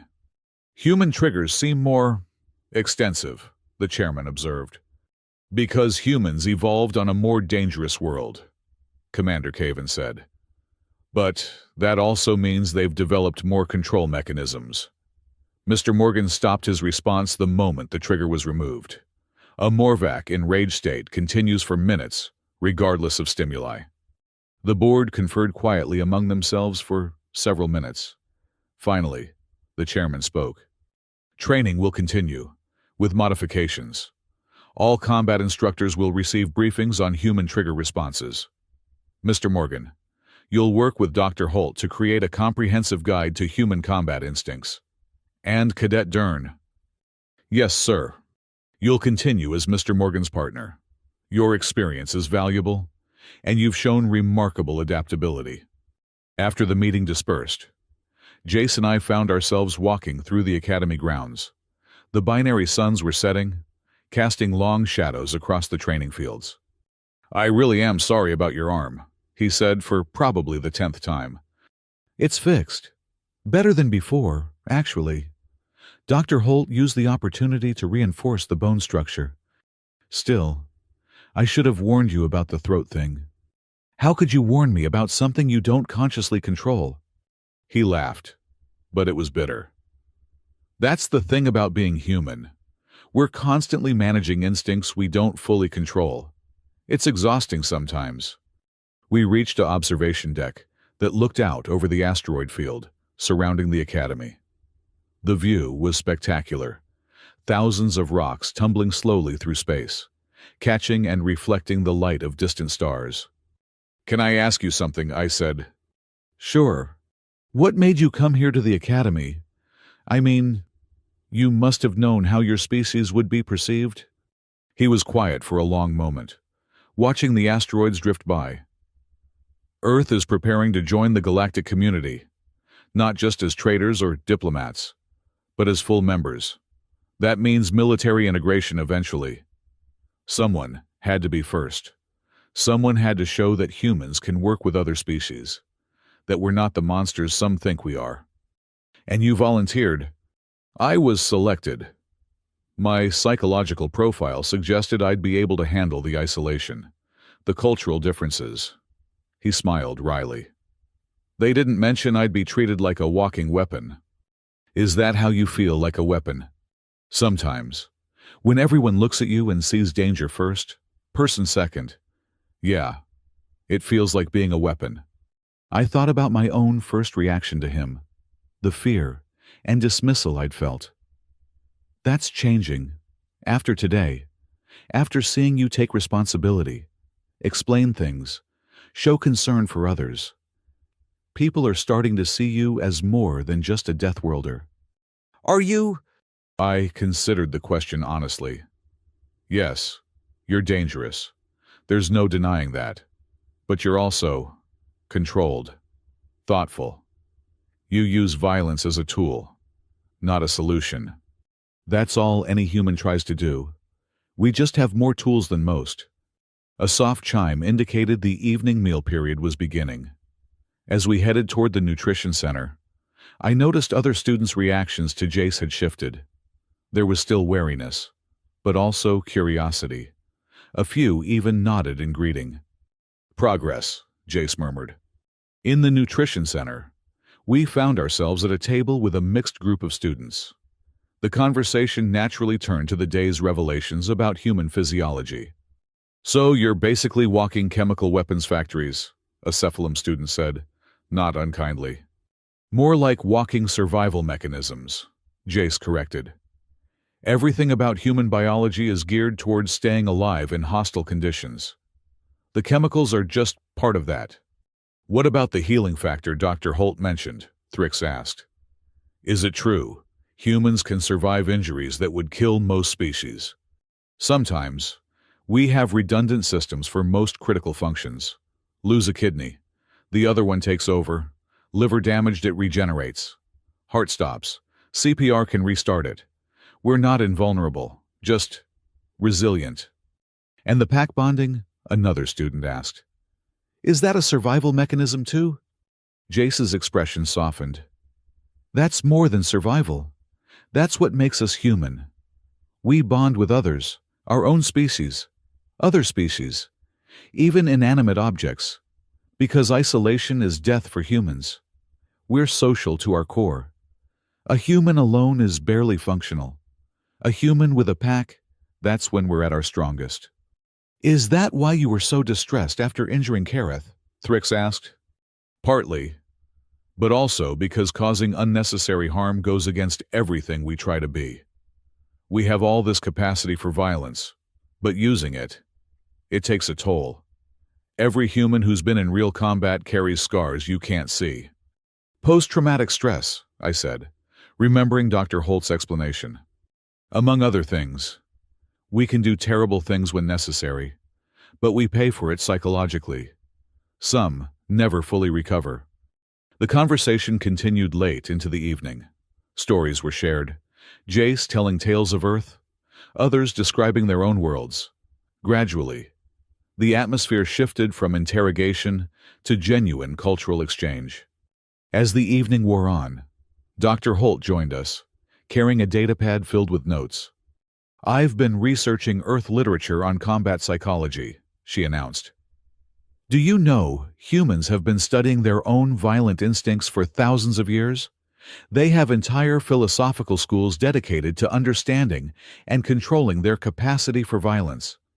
Martial arts, Jay said. Most of them aren't really about fighting.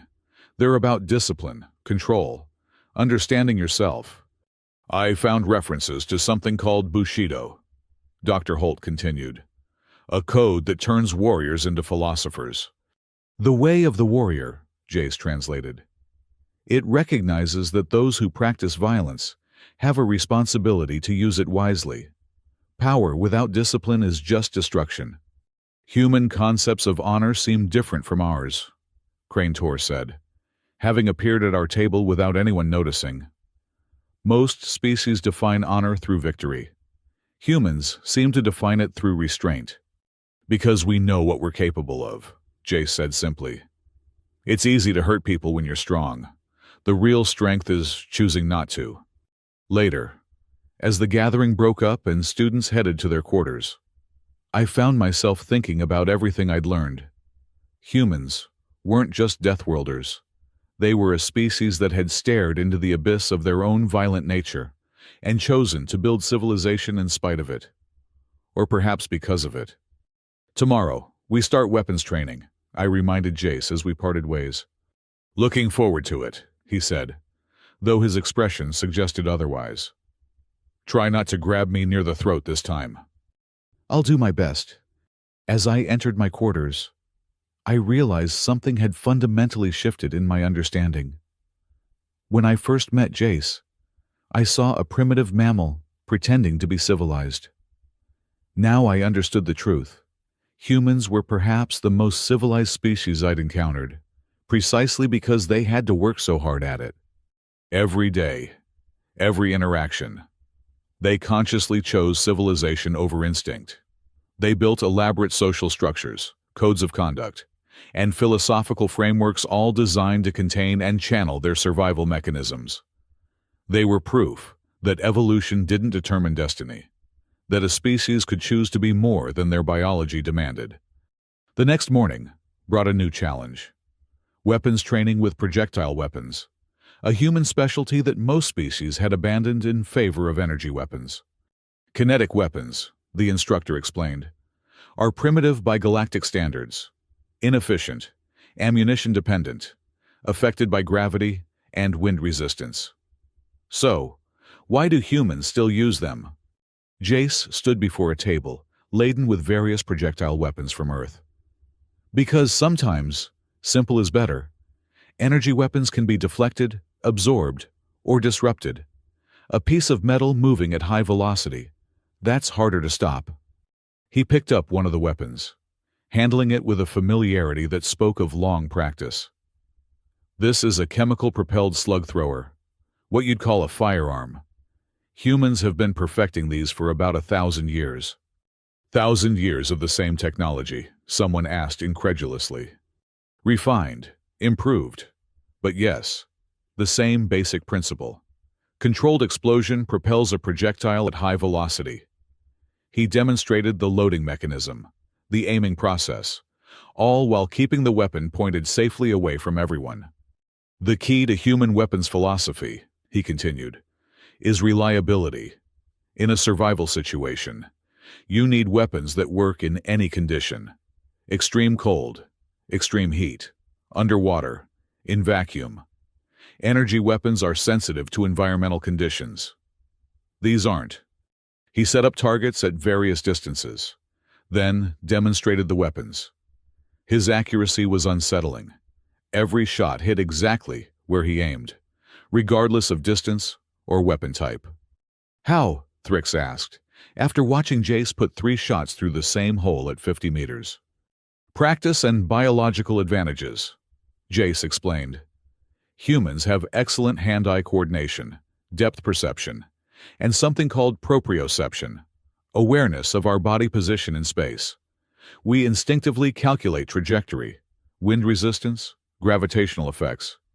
It's the same system that let our ancestors throw spears and rocks with lethal accuracy. You evolved to be projectile weapons, Crane Tor observed.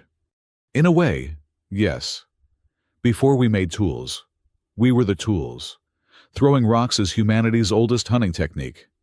The weapons training continued with other students attempting to use the human weapons. Most struggled with the recoil, the noise, the sheer mechanical violence of the devices. But a few showed aptitude, and Jace patiently coached them through the process. The weapon is just a tool, he kept repeating. You are the weapon. The tool just extends your capability. As the day progressed, I noticed something interesting. Jace was different when teaching, more confident, more relaxed. This wasn't the uncomfortable center of attention from the combat demonstrations. This was someone sharing knowledge he was passionate about. You enjoy this, I observed during a break. Teaching, yeah. It's one of the things humans do best. We're compulsive sharers of knowledge. It's how we went from cave dwellers to spaceflight in just a few thousand years. Most species guard their combat knowledge jealously. What's the point? Knowledge shared is knowledge multiplied. Besides, the more others understand us, the less likely misunderstandings become. That evening, Dr. Holt called me to the medical bay. She had something she wanted to show me privately. I've been analyzing the footage from all of Mr. Morgan's activities, she said, pulling up displays. Training, meals, social interactions, everything. And I've noticed something disturbing. What? He's degrading? I stared at the data without understanding. Explain. Stress hormones, muscle tension, neural activity patterns. He's under constant stress, more than any human should endure continuously. He's managing it, but the psychological toll is accumulating. He seems fine. He's very good at seeming fine. But look at these readings. Elevated cortisol, disrupted sleep patterns, micro-expressions indicating anxiety. He's constantly monitoring threats, constantly controlling his reactions, constantly aware that any mistake could result in someone getting hurt or killed. What can we do? He needs something humans call downtime. Social interaction without the pressure of being studied. A chance to just be human, without everyone watching for signs of danger. I thought about it. I might have an idea. The next day was a rest day in the training cycle. I found Jace in his quarters, reading something on a data pad. Come with me, I said. Where? It's a surprise. He followed me through the academy to a section most students didn't know existed, the observation lounges used by senior staff. Through some creative interpretation of regulations and a favor from a graduating student, I'd arranged access. The lounge was empty, quiet, with a massive transparent wall looking out at the stars. Comfortable seating designed for multiple species, adjustable lighting, and most importantly, privacy. What is this? Jace asked. A place to be human without an audience.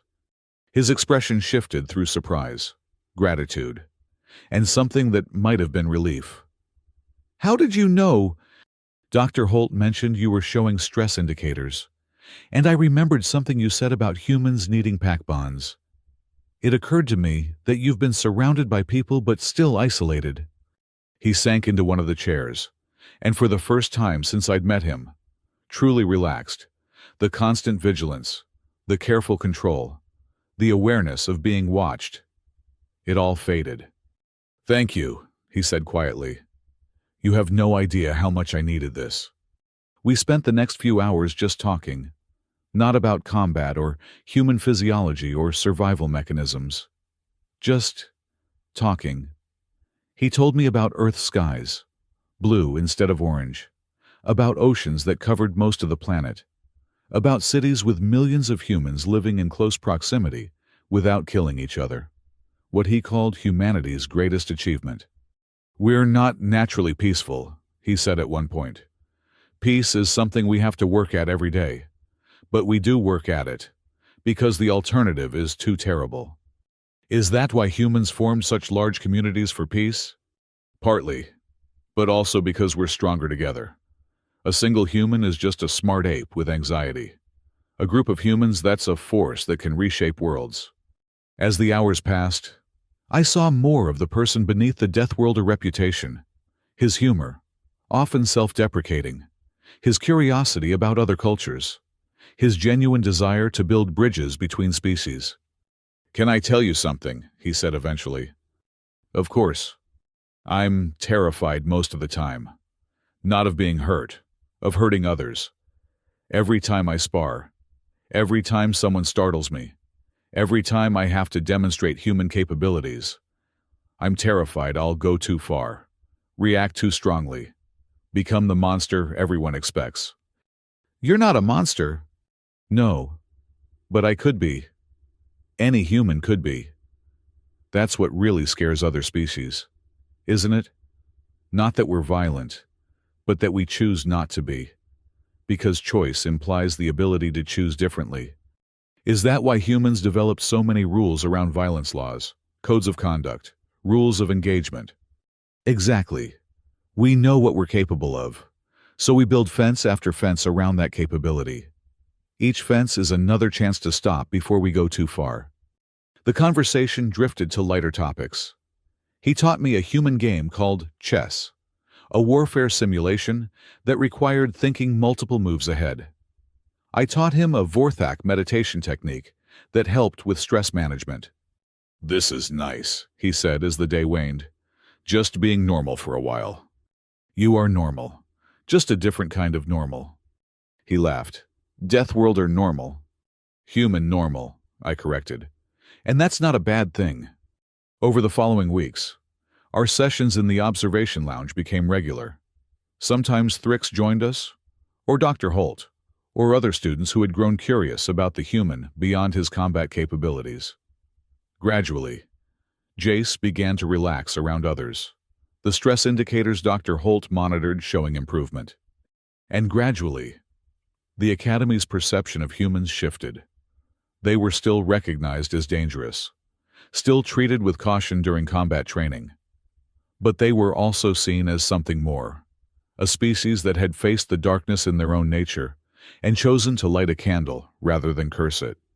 The truth about Deathworlders, I came to understand, wasn't that they were unstoppable killing machines.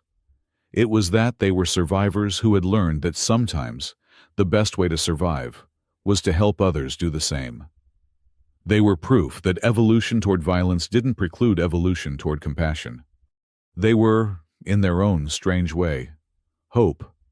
Hope that any species, no matter how violent their nature or hostile their origins, could choose to be more than their biology demanded, could choose civilization over savagery, cooperation over competition, peace over war, even if they had to fight for it every single day. The morning after my injury had fully healed, I found Jace in Training Hall 4, but he wasn't alone. He stood in the center of a circle of students, holding what looked like training data pads in his hands. The atmosphere was different from the usual tense observation of the human. This was something else entirely. "The key," he was saying as I approached, "isn't to fight against your opponent's strength. It's to redirect it. Every species has natural advantages. Don't try to overcome them. Use them." He noticed me and smiled. That genuine expression that I'd learned meant actual pleasure, rather than the threat display some species still interpreted it as. "Kareth, perfect timing. Come here. I need a demonstration partner." I joined him in the circle, noting the mix of species present, not just the usual combat track students, but engineers, medics, even a few from the diplomatic program. "What are you teaching?" I asked. "Adaptation principles. Not combat specifically, but problem-solving using combat philosophy." He turned to the group. "Kareth here has 4 arms. In traditional combat thinking, that's an advantage for him, a disadvantage for me. But watch." He moved toward me slowly, telegraphing his intentions. "If I try to match him, strike for strike, I lose. 4 arms beats 2 arms in a straight exchange. But if I move inside the arc of his strikes," he demonstrated, sliding past my extended arms to stand chest to chest with me, too close for my longer reach to be effective. "Now his advantage becomes a liability. 4 arms need more room to operate effectively. By removing that room, I've neutralized his natural superiority." "But that puts you in danger," Thrix observed from the crowd. "Everything in combat is danger," Jace replied, stepping back.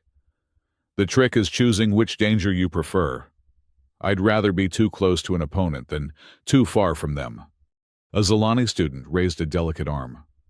"How does this apply outside combat?" "Same principle. Every problem has natural advantages and disadvantages. Don't fight the problem's strength. Find where it's weak and apply pressure there. Your species processes information faster than humans, right?" The Zalani nodded. "So in a data analysis competition, you'd destroy me. But humans process pattern recognition differently. We see connections that pure processing speed might miss. So I wouldn't try to outspeed you. I'd look for patterns you might overlook because you're moving too fast to see them." The session continued for another hour. Jace had somehow transformed combat philosophy into a general problem-solving framework that applied to everything from engineering challenges to social dynamics. It was brilliant, and more importantly, it was working.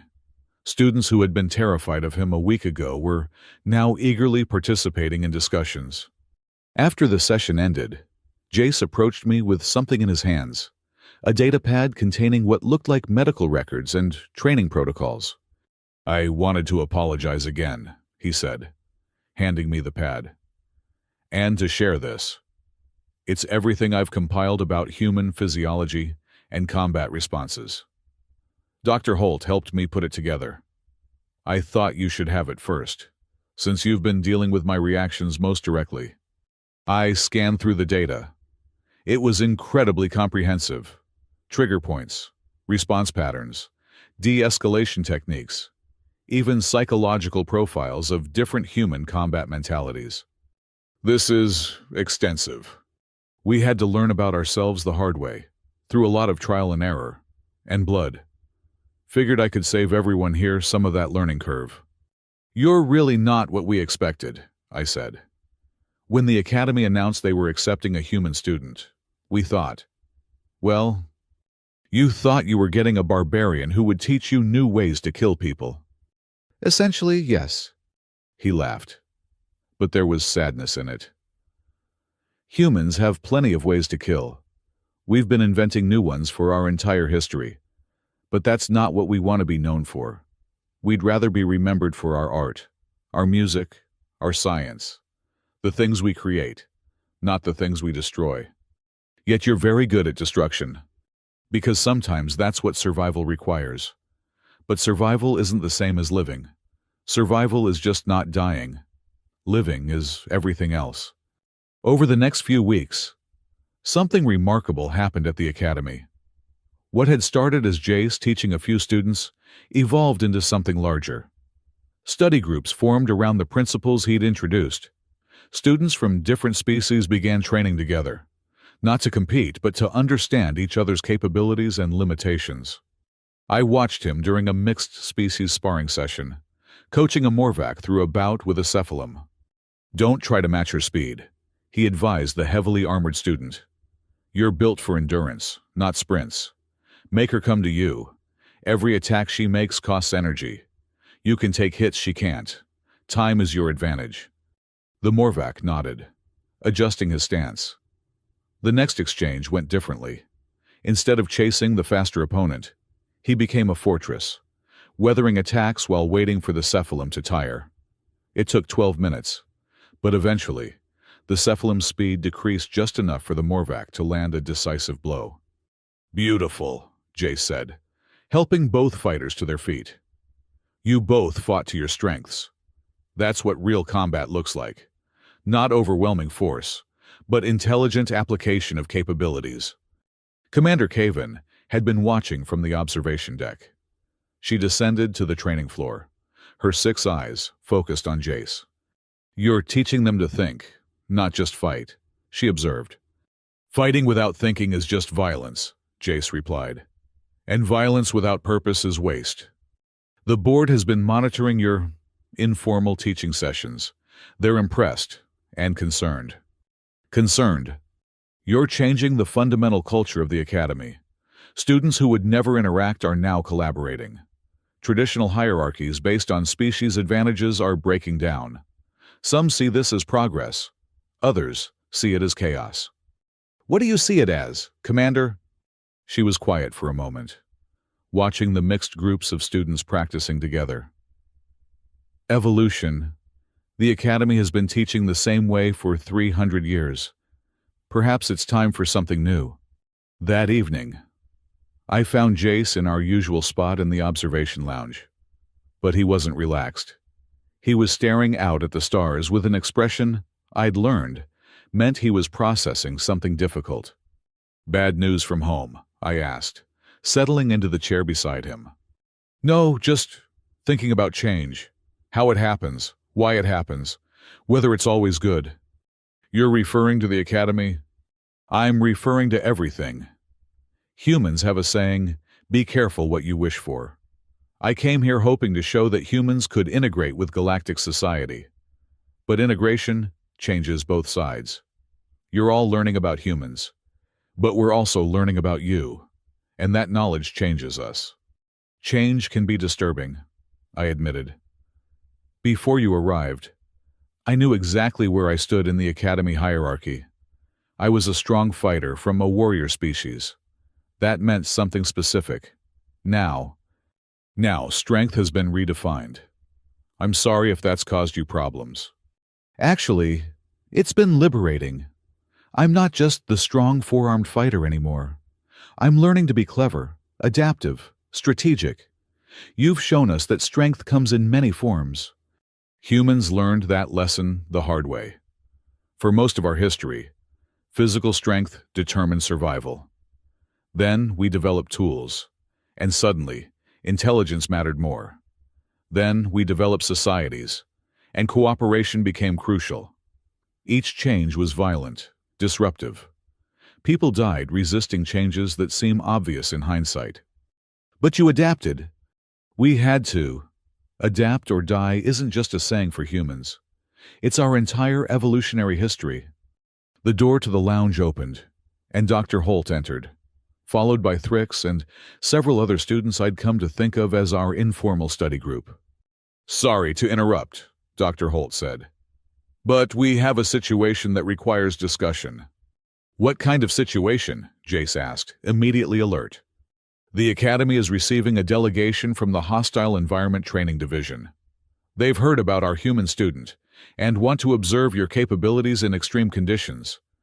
Extreme conditions. Vacuum exposure, temperature extremes, high-gravity combat, sensory deprivation scenarios. The kinds of conditions that would kill most species in seconds. Jace was quiet for a moment. "They want to see how hard humans are to kill." "Essentially, yes. And if I refuse, then humanity's application for full galactic military integration gets delayed, possibly indefinitely." Jace stood and walked to the observation window, his reflection ghost-like in the transparent steel. "When?" "3 days. I'll need to prepare, and I'll need volunteers for comparative testing. They'll want to see human capabilities relative to other species. Not in isolation." "Absolutely not," I said immediately. "Those tests could be lethal for non-humans. Not if we're careful, and not if we modify the parameters. I'm not asking anyone to match human survival capabilities. I'm asking for help demonstrating that survival isn't just about individual toughness." "Explain," Commander Caven said. She'd apparently followed Dr. Holt to the lounge. "Humans survive extreme conditions, not because we're indestructible, but because we prepare, we adapt, and we work together.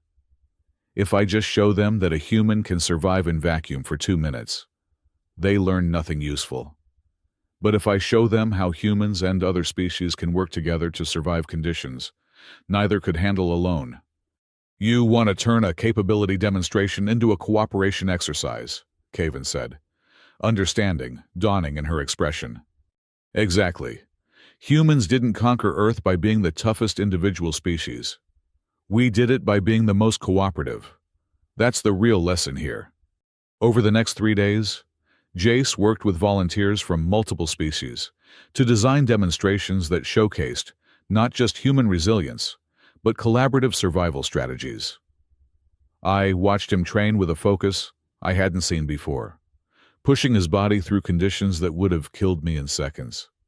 "How?" I asked, after watching him function in a room where the temperature had been dropped to the freezing point of nitrogen. "Practice and biological quirks," he said, his words coming in puffs of vapor that instantly crystallized in the frigid air. "Humans have something called the mammalian diving reflex. In extreme cold, our bodies shunt blood away from extremities to protect core organs. We can lose fingers and toes but keep our brain and heart functioning." "That sounds horrible." "It is, but it works. And with training, we can control it to some degree." The day of the demonstration arrived with more fanfare than expected. Not just the Hostile Environment Training Division, but representatives from dozens of military organizations had come to observe. The main arena had been reconfigured with multiple environment chambers, each designed to simulate different extreme conditions. Admiral Krax of the HETD, a ghast whose carapace bore scars from 100 battles, addressed the assembled crowd. We're here to evaluate whether human resilience is compatible with galactic military operations. The concern is not whether humans are tough enough, but whether they're too tough. Whether their survival capabilities will lead to them taking unnecessary risks that endanger other species. Jace stepped forward. With respect, Admiral, I'd like to propose a different framework for these demonstrations. Oh, human survival capabilities didn't evolve in isolation. We survived Earth by working together, pooling resources, and protecting each other. I'd like to demonstrate not just what humans can survive, but how human resilience can enhance multi-species team survival. The Admiral's compound eyes glittered with interest. Proceed. The first demonstration was vacuum exposure. The chamber was depressurized gradually, while Jace and a team of volunteers in protective suits worked on a simulated repair task. Human skin can maintain pressure for approximately 15 seconds in vacuum, Jace explained through the comm system. After that, we have maybe another 45 seconds of consciousness if we don't panic. Not long, but long enough. He demonstrated, removing his helmet in the vacuum chamber. The audience gasped as his skin reddened and swelled slightly, but he continued working, completing a complex mechanical repair before replacing his helmet at the 40-second mark. Impressive, Admiral Crack said, but foolish. Not if it saves lives, Jace countered. If my suit fails but I can complete a repair that saves my team, those 60 seconds matter. And watch this. He had the volunteers create a chain, with him at one end without a helmet, and a fully suited Zilani at the other.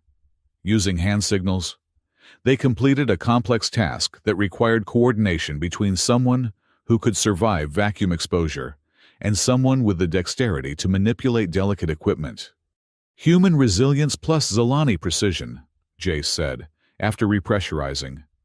Neither could do this alone, but together we're capable of more. The demonstrations continued. High gravity that would crush most species, but which humans could endure long enough to rescue fallen teammates. Temperature extremes, where human metabolic flexibility allowed them to function as scouts or messengers. Toxic atmospheres where human liver function could filter poisons that would kill others instantly. But each demonstration included a crucial element: how human capabilities could be used to protect and enhance the survival of mixed-species teams. You're not showing off, Thrix said during a break. You're showing utility. Showing off gets people killed, Jace replied. Utility saves lives. The final demonstration was the most dramatic. A simulated disaster scenario where multiple environmental hazards occurred simultaneously: fire, decompression, gravity fluctuations, and system failures.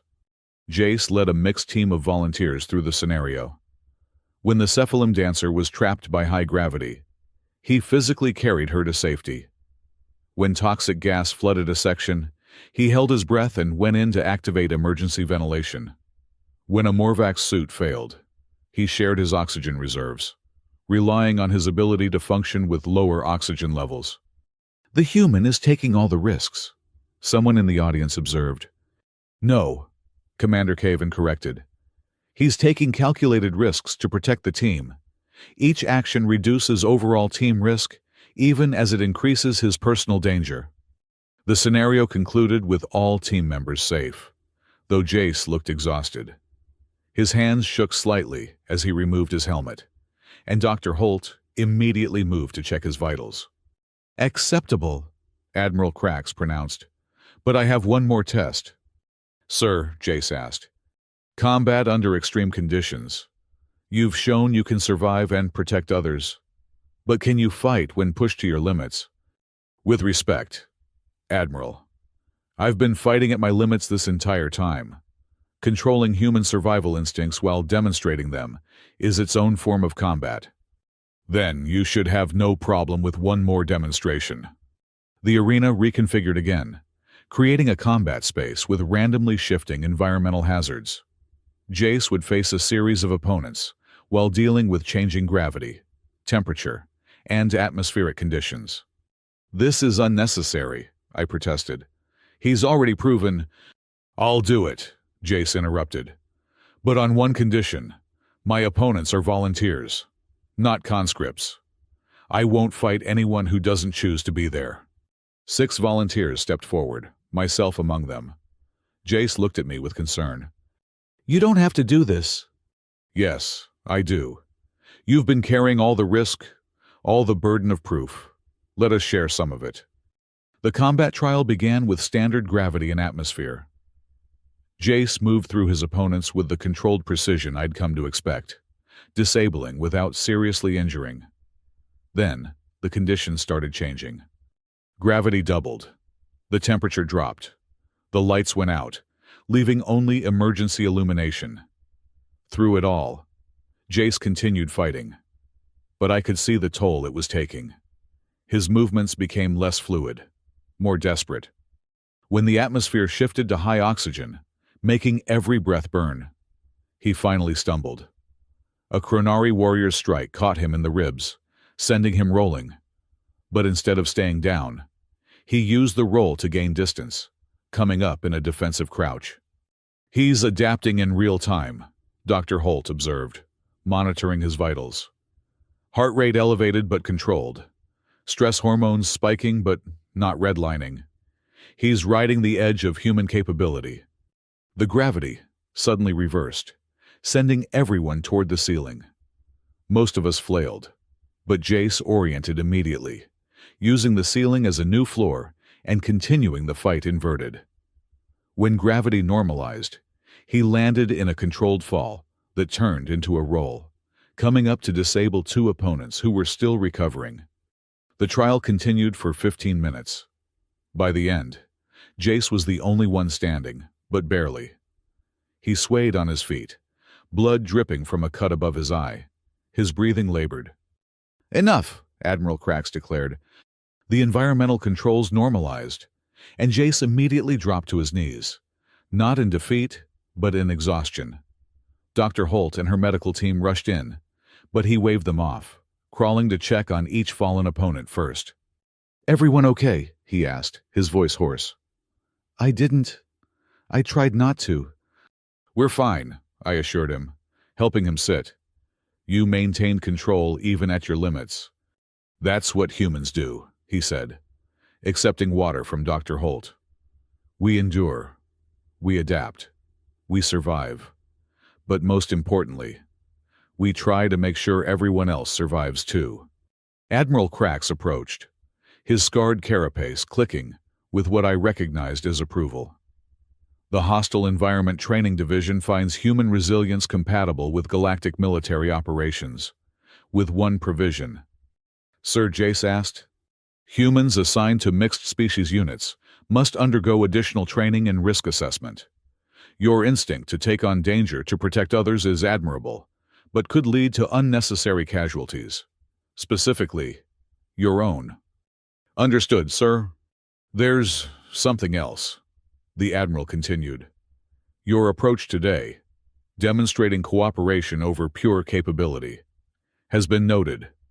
The HETD would like to discuss incorporating human survival training into our standard curriculum. Not to make other species as tough as humans, but to teach them how to work with human teammates effectively. After the delegation left and the excitement died down, our informal study group gathered in the observation lounge. Jace was lying on one of the couches, an ice pack on his ribs, looking thoroughly exhausted but satisfied. You changed their minds, Thrick said. Not through force or intimidation, but through demonstration of principle. That's how real change happens, Jace replied. Not by overwhelming opposition, but by showing a better way. The Academy will be different now, Commander Caven said. She'd joined us, bringing what she called victory spirits from her homeworld. Human integration isn't just accepted, it's desired. There will be more human students coming. Good, Jace said. I was getting tired of being the only Deathworlder on campus. You're not a Deathworlder, I said firmly. You're a survivor who happens to come from a Deathworld. There's a difference. What's the difference? A Deathworlder is defined by their ability to deal death. A survivor is defined by their ability to preserve life. You've shown repeatedly that humans, despite all their capabilities for violence, choose preservation over destruction. When we can, Jace said quietly. It's not always possible. But you try. That effort, that choice, that's what makes you more than just products of your evolution. Dr. Holt had been quietly reviewing her datapad. The medical readings from today are fascinating. Your body underwent stress that should have caused systemic failure, but you maintained homeostasis through pure will. Not will, training, and motivation. He looked around the room at all of us. I knew you were watching, knew you were counting on me to represent humanity well. That gave me strength beyond what my body could normally produce. Pack bonding as a performance enhancer, Dr. Holt mused. Fascinating. The weeks that followed saw fundamental changes at the Academy. Mixed species training teams became the norm rather than the exception.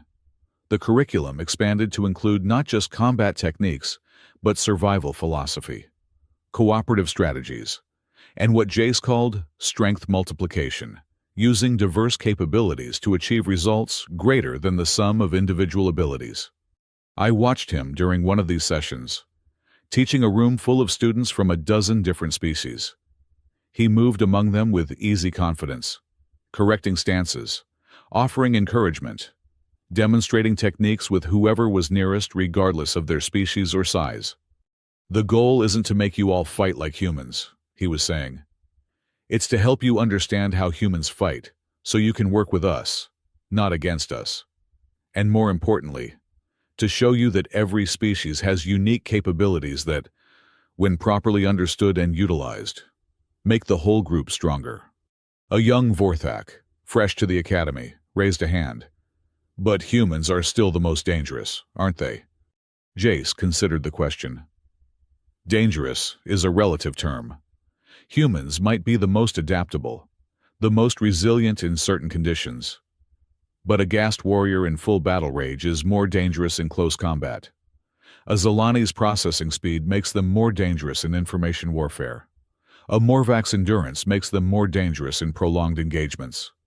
But humans, Jace interrupted gently, are dangerous because we've learned to work with others, to multiply force through cooperation.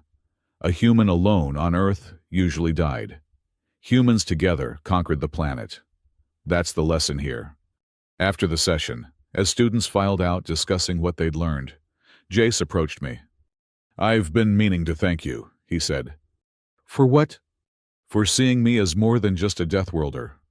For being the first to really try to understand. That made everything else possible. You made it easy, I said. Once I stopped being afraid and started listening. Fear is natural. Overcoming it is what matters. Is that another human saying? No, that's just truth, universal truth. As we walked through the Academy grounds, I reflected on how much had changed. The human who had arrived weeks ago as a curiosity, a potential threat, had become a catalyst for transformation. Not through force or dominance, but through patient demonstration of a simple principle. Strength isn't about individual capability, but about collective potential.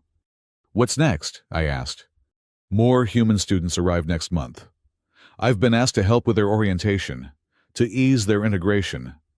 And after that, we see what happens when humans truly become part of galactic society. It won't be easy.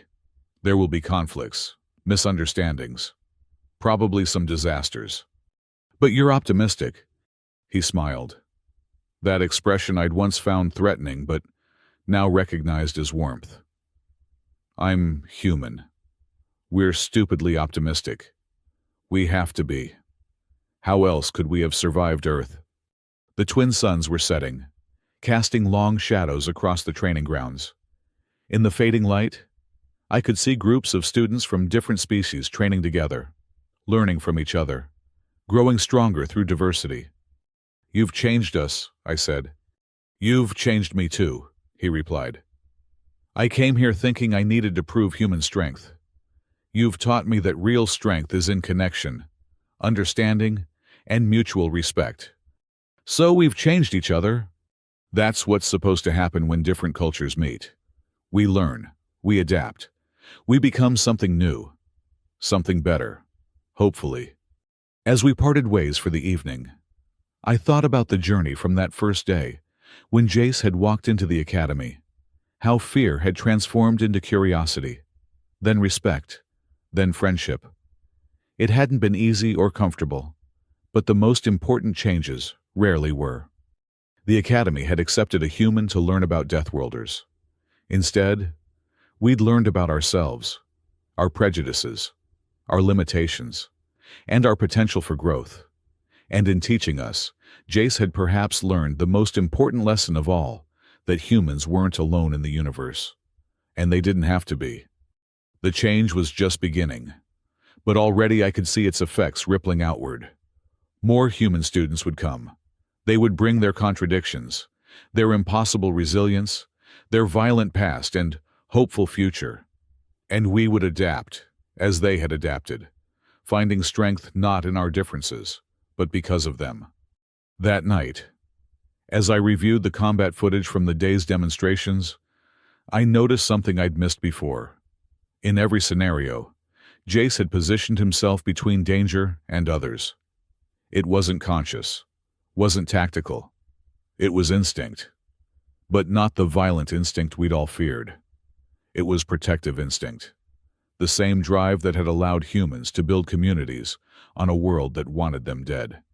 They weren't Deathworlders. They were life preservers who happened to be very, very good at preventing death. And that distinction, I realized, made all the difference.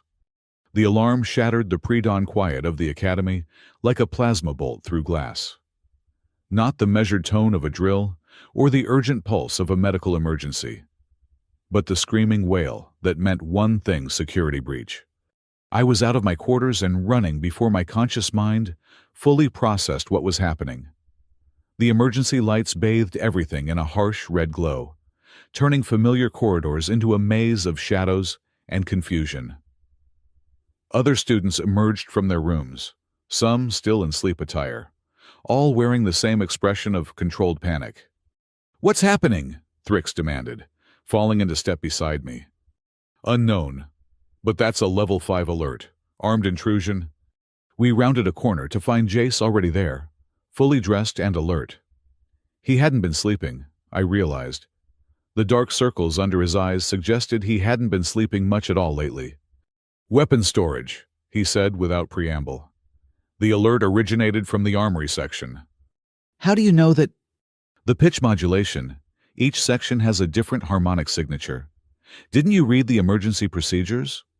Before I could respond, Commander Caven's voice echoed through the Academy's communication system.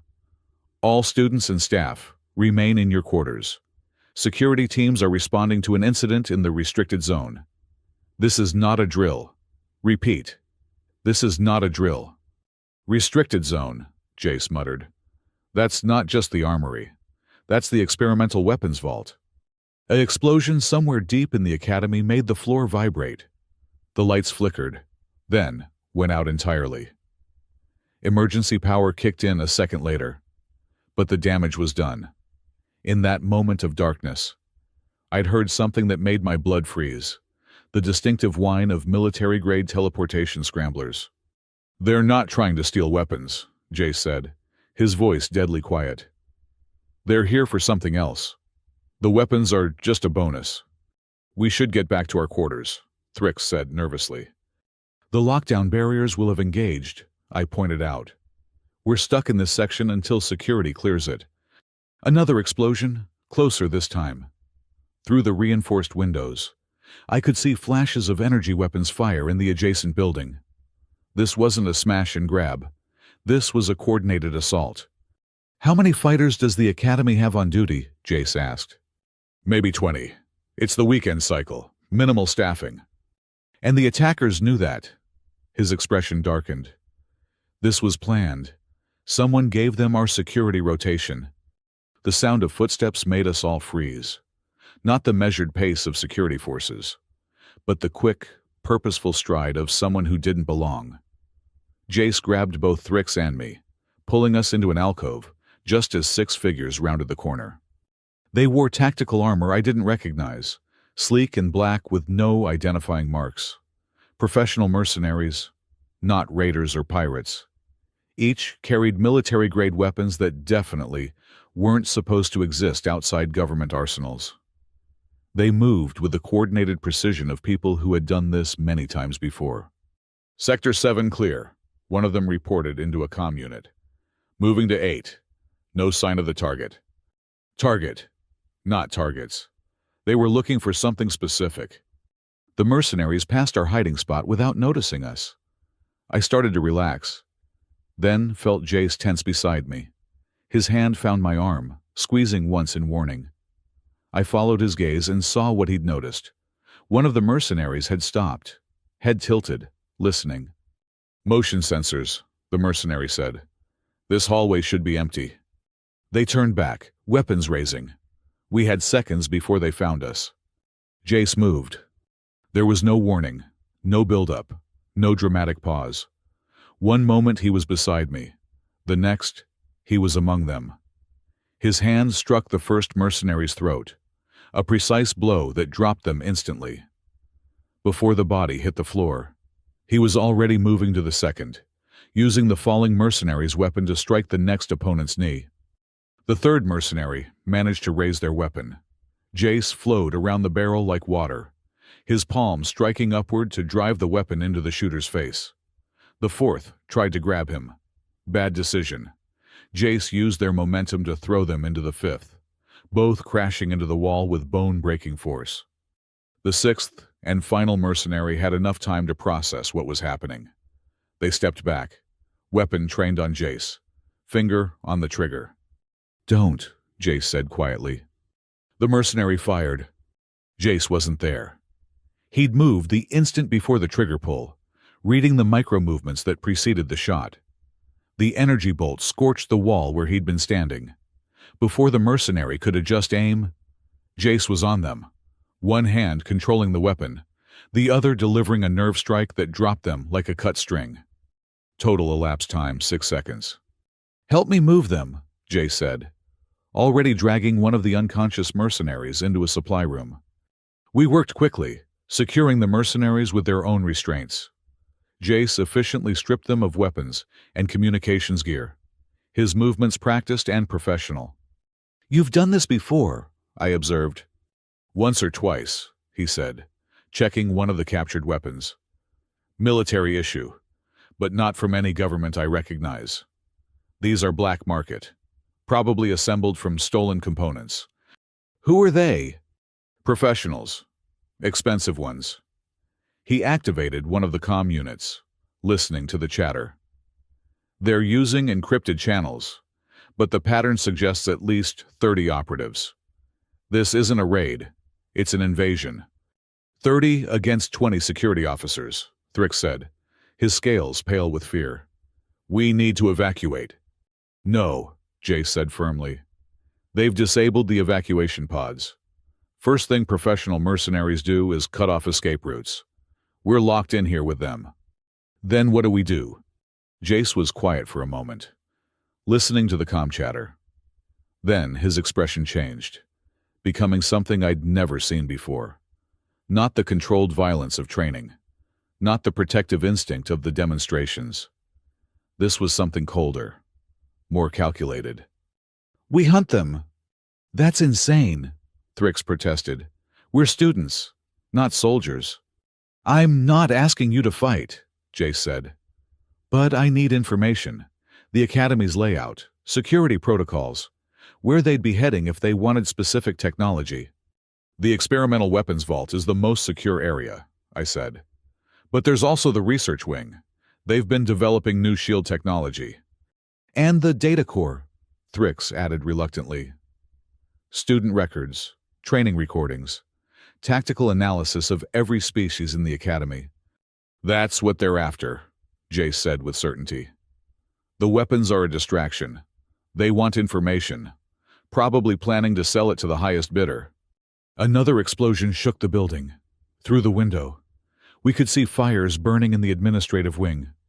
I need you two to get to the security center, Jace said, handing us two of the captured weapons. Tell them what's happening. Make sure they know this is about the data core, not the weapons. What are you going to do? He picked up two of the mercenaries' weapons, checking their charge levels with practiced ease. What humans do best, improvise. Before we could protest, he was gone, moving through the corridors with a purpose that was both terrifying and reassuring. Thrix and I made our way toward the security center, avoiding two more mercenary patrols by following the route Jace had suggested. We found the security center in chaos. Half the officers were down, the others trying to coordinate a defense with failing equipment. Commander Caven stood at the center of it all, her 6 eyes tracking multiple displays simultaneously. Cadets, you should be in lockdown. We were trapped outside when the barriers engaged, I explained quickly. Jace sent us.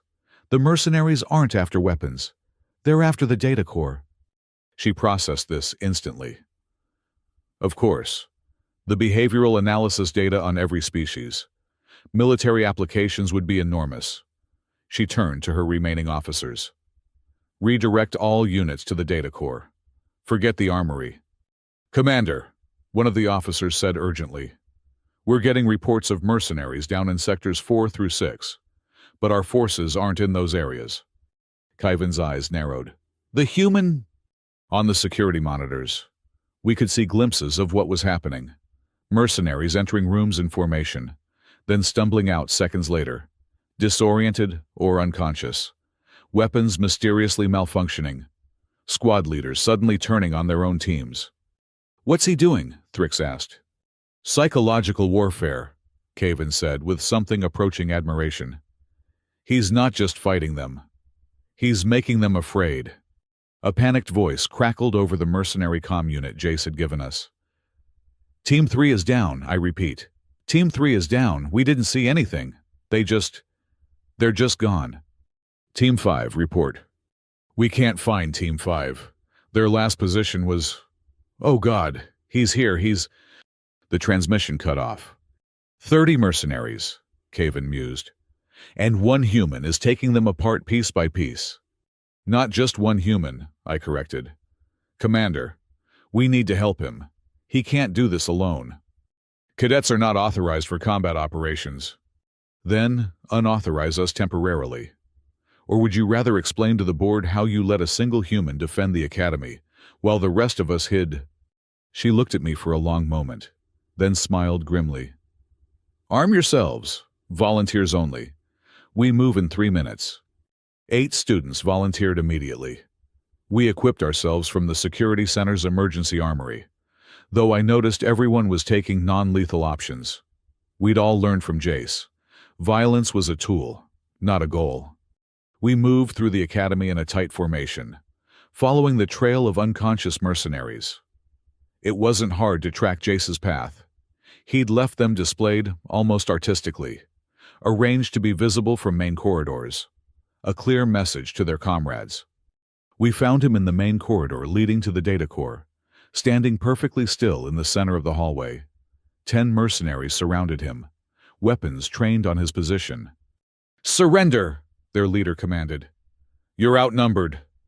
I usually am, Jace replied calmly. Hasn't been a problem so far. You're one human. We've studied your species. You're not immortal. No, Jace agreed. But I don't need to be immortal. I just need to be faster than you. The lights went out.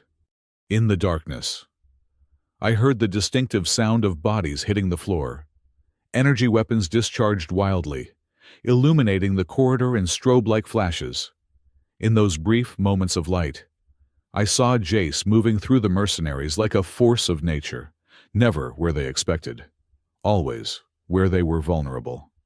When the emergency power restored the lights 10 seconds later, all 10 mercenaries were unconscious.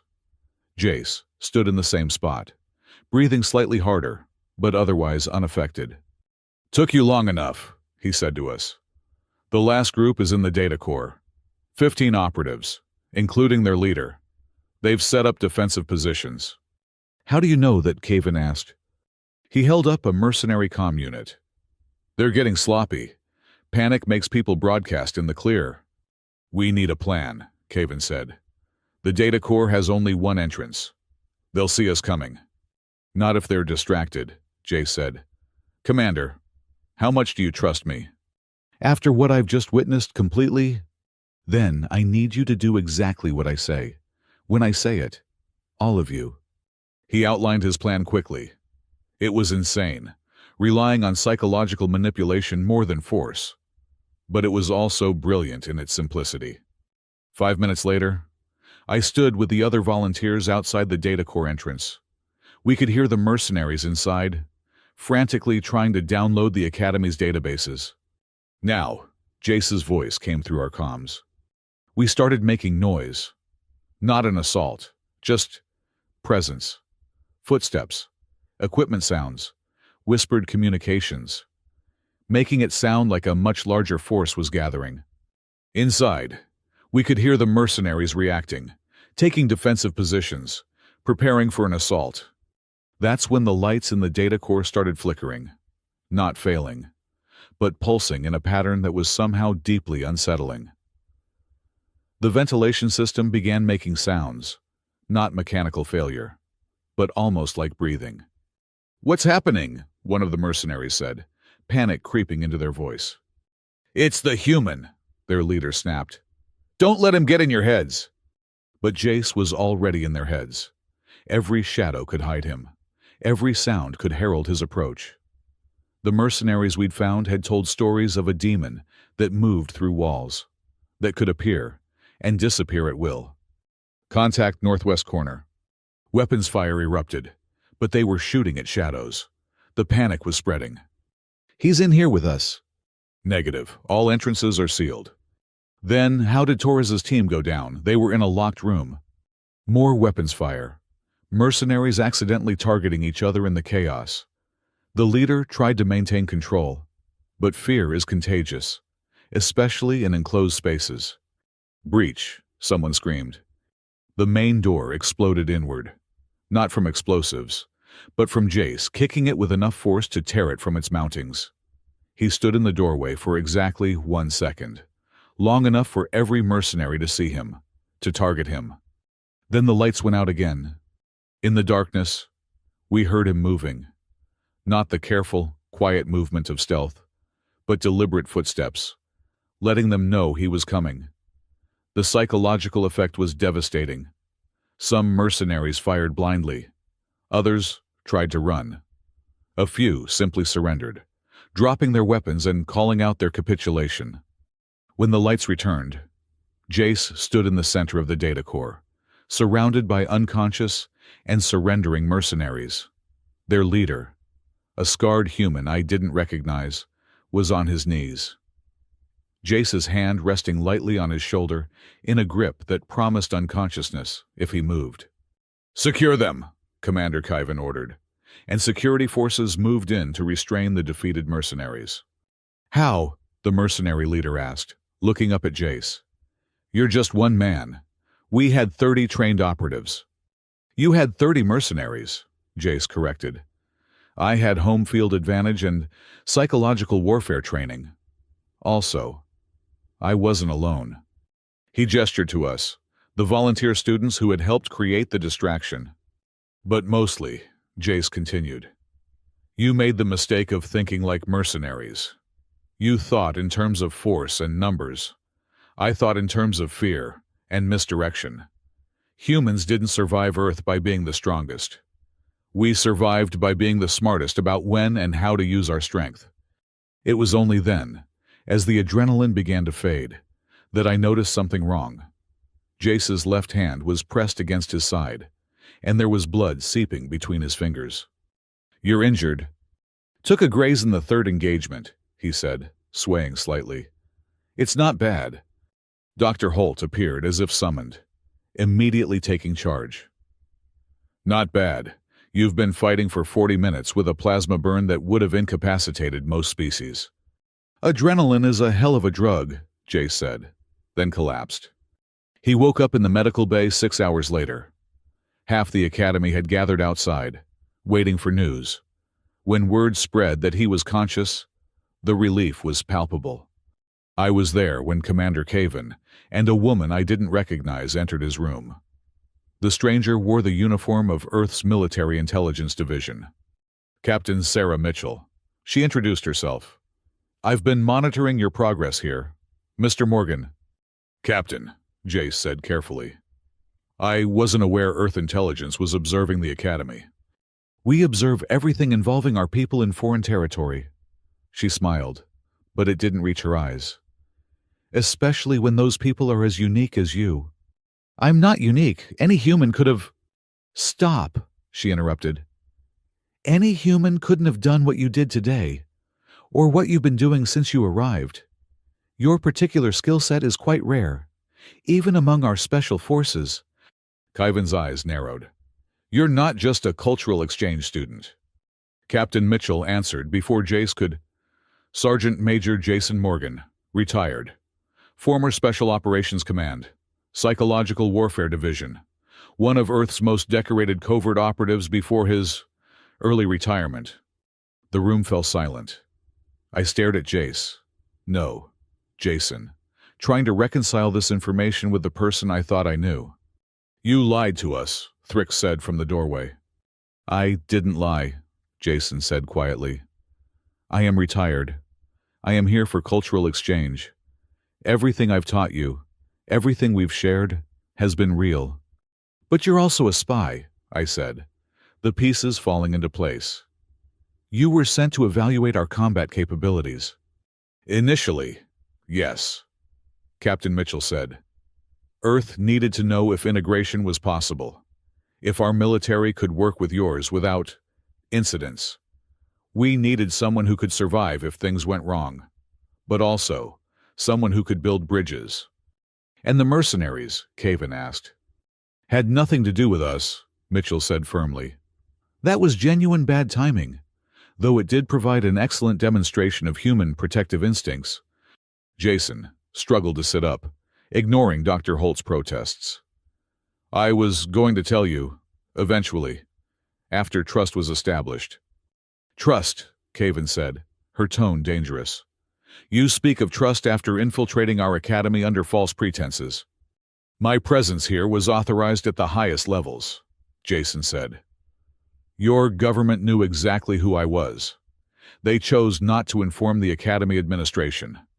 Caven turned to Mitchell. "Is this true?" "The Galactic Council insisted on a test," Mitchell confirmed. "They wanted to see if humans could integrate without their true nature being known. Would we be accepted based on our actions, rather than our reputation?" Jason volunteered for the assignment. "Volunteered," I repeated. "You volunteered to be surrounded by potentially hostile aliens, who could have killed you if your true nature was discovered." "Someone had to be first," Jason said simply. "And I had the best chance of surviving if things went wrong." "All those times you held back," I said, understanding dawning. "You weren't just controlling your instincts. You were maintaining your cover." "Both, actually. The control is real. The need for it is real. I just had additional reasons for demonstrating it." Commander Caven was quiet for a long moment, processing everything. "The board will need to be informed." "They're being briefed now," Mitchell said. "The question is what happens next. Jason's mission is technically complete. He's proven humans can integrate successfully. He can return to Earth if he wishes." "Or," Jason asked, "or you can finish what you started here. Graduate from the Academy as planned. Continue building the bridges you've begun." "That's not your decision to make," Caven said. "After this deception, the Academy may choose to expel him." "That would be unfortunate," Mitchell said mildly. "Especially since Jason's actions today saved not just your data core, but possibly hundreds of lives. Those mercenaries wouldn't have left witnesses." The political implications hung in the air like a toxic cloud. Expel the human who had saved the Academy and risk damaging relations with Earth. Keep him and accept that they'd been deceived. "I need to speak with Mr. Morgan," Caven said. "Privately." Mitchell nodded and left. The other students reluctantly followed, though I lingered at the door. "You too, Kareth," Caven said not unkindly. I left, but stayed close enough to hear if things turned violent. Not that I could do much if Caven decided to take justice into her own hands, but I felt I owed Jace, that much at least. They talked for an hour. When Caven emerged, her expression was unreadable. "He stays," she announced. The deception was unfortunate, but understandable. His actions, both today and throughout his time here, have proven his commitment to cooperation over conquest. The Academy will benefit more from his continued presence than his absence. "And the other students?" I asked. "How will they react when they learn the truth?" "That remains to be seen. Trust, once broken, is difficult to rebuild. But perhaps that too is a lesson worth learning."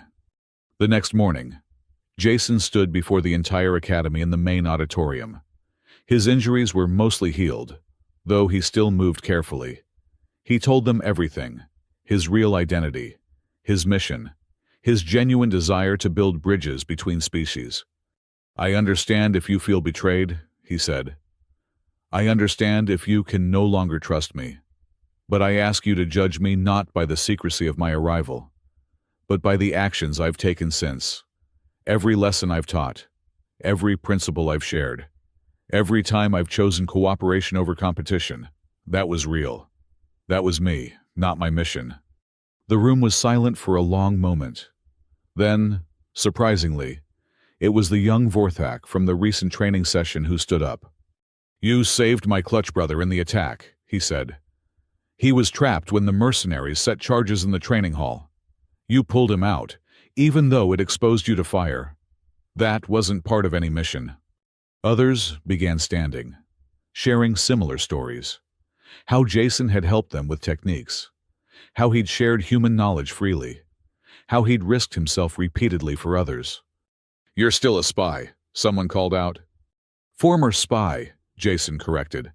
"Now I'm just a student trying to graduate." "A student who took down 30 mercenaries single-handedly." "With help," Jason insisted. "And using techniques any of you could learn. That's been my point all along. Humans aren't special. We're just adaptive, and we're better when we work with others." The debate continued for hours. In the end, it was put to a vote. Jason would stay, but under supervision, with full transparency about any communications with Earth. Later, in our usual spot in the observation lounge, I found Jason staring out at the stars. "Regrets?" I asked. "About the deception, yes. About coming here, no." "Was any of it real, our friendship?" He turned to look at me, and there was genuine pain in his eyes. "All of it was real, especially that. You were the first to see me as more than just a human, more than just a Deathworlder. That wasn't part of any mission. That was just connection. And now we see if that connection can survive truth." I thought about it, about everything we'd been through, everything we'd learned from each other. "Humans lie," I said finally. "It's part of your survival mechanism. Deception, misdirection, camouflage. But you also have a saying: actions speak louder than words." "We do." "Your words were deception, but your actions, those spoke truth. You protected us, taught us, bled for us. That's not what a spy does. That's what a friend does." "So we're still friends?" "We're still friends. But next time you have a secret identity, maybe mention it before someone gets their arm broken." He laughed, that genuine sound I'd come to appreciate. "Deal." Over the following weeks, the Academy slowly adjusted to the new reality. Jason continued teaching, but now with full transparency about his background. His special operations experience actually made him more valuable as an instructor, able to share real-world applications of the principles he taught. More human students arrived as planned. Jason helped with their integration, teaching them what he'd learned about working with other species, watching him with them. I saw a different side of him, the leader, the protector, the teacher he'd been before his retirement. "Why did you really retire?" I asked one day. "Got tired of secrets," he said simply. "Spent 10 years living lies, being whoever the mission required, I wanted to try being myself for a change. And then Earth asked you to be someone else again. Ironic, isn't it? But this time was different. I was mostly being myself, just selectively edited. Is that why you seemed so tired when the mercenaries attacked? The stress of maintaining the deception? Partly, but mostly because I knew something was coming. My instincts were screaming that we were being watched, evaluated. I just didn't know by whom. You knew about the mercenaries. I suspected something. The patterns were wrong. Too many coincidences in the past week. Ships that shouldn't have been in this sector. Communication anomalies. My old training kicked in. And you didn't report it. Report what? That my spy instincts were tingling. That would have gone over well. He had a point. The mercenary attack had an unexpected consequence. The Academy's successful defense, led primarily by a single human, had made news across the galactic networks. Suddenly, everyone wanted to know about humans, about their capabilities, about how to work with them. Jason found himself in the unusual position of being both famous and infamous. Some saw him as a hero who'd saved the Academy. Others saw him as proof that humans were too dangerous to integrate. He handled both with the same quiet dignity. "You're adapting well to fame," I observed. "It's just another mission," he said. "Instead of infiltrating, I'm representing. Instead of hiding human nature, I'm explaining it." "And which do you prefer?" "This. Definitely this. It's exhausting being watched all the time. But at least I can be honest about who I am." 3 months after the attack, graduation ceremonies approached. Jason would be the first human to graduate from the Academy, assuming he passed the final trials. "Nervous?" I asked the night before. "Terrified," he admitted. "Not of the trials. Of what comes after. I'll be the template. The example everyone points to when discussing human integration. That's a lot of pressure." "You've handled more?" "Have I in special ops? Failure meant mission failure. Maybe death? Here, failure means potentially damaging relations between humanity and the rest of the galaxy." "No pressure then." He laughed. "None at all. The final trials were individual assessments, testing everything we'd learned. Combat, tactics, diplomacy, survival, cooperation. Jason excelled at all of them. But it was the cooperation trial that truly showed how far we'd all come. The trial required teams of 6 to complete a complex mission with each member from a different species.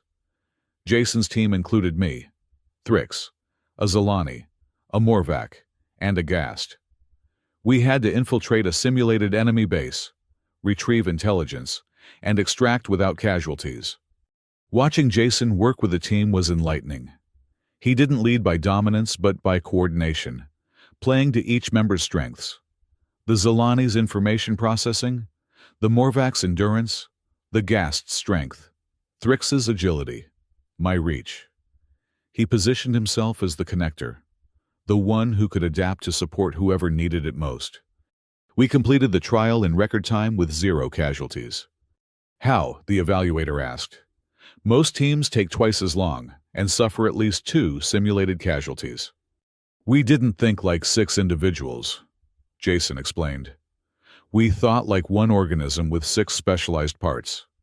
That's what humans bring to the galaxy, not just our individual capabilities, but our ability to create something greater through cooperation." At graduation, Jason stood with the rest of us, wearing the Academy uniform with the same pride as any other graduate. When his name was called, the applause was thunderous. Not because he was human, but because he'd earned it. Commander Caven personally presented his certification. "Sergeant Major Jason Morgan, you came to us as a mystery, revealed yourself as a warrior, and graduate as a bridge between worlds. May you continue to build understanding wherever you go." "Thank you, Commander, for everything. The Academy has learned as much from you as you have from us. Perhaps more." Later, at the graduation celebration, Captain Mitchell found us. "So, Sergeant Major, ready for your next assignment?" "That depends on what it is," Jason said carefully. Integration Liaison. Working with mixed species units to develop cooperative combat doctrines. Based here at the Academy. Jason looked at me, then at the others who had become his friends. I accept. Good, because your first task is helping integrate the next wave of human students. 50 of them. 50, I choked. The Academy's success with Jason has opened doors, Mitchell explained. Earth is committed to full integration. That means more humans learning to work with other species. And more species learning to work with humans, Jason added. It goes both ways. As the celebration continued, I found myself on the observation deck with Jason one last time as students. Tomorrow, we would be officers, heading to our respective assignments. But tonight, we were just friends who had survived something extraordinary together. What did you learn? I asked. From all of this? Jason considered the question. That humans aren't as different as we thought. Every species has violence in their past, survival mechanisms that can be terrible when misused. The difference isn't in capability, but in choice. And what did you teach? That strength isn't about individual power, but collective resilience. That cooperation multiplies capability. That understanding is more powerful than force. Think the galaxy is ready for more humans? I think the galaxy needs humans. And humans need the galaxy. We've been alone on our death world for too long, thinking we're unique in our violence, our contradictions. But we're not. We're just one species among many, trying to be better than our nature demands. Still calling it a death world. It is a death world, but that's not a bad thing. It made us strong, adaptable, cooperative. It taught us that survival requires working together. Now we can teach that to others. And learn from them in return. Exactly.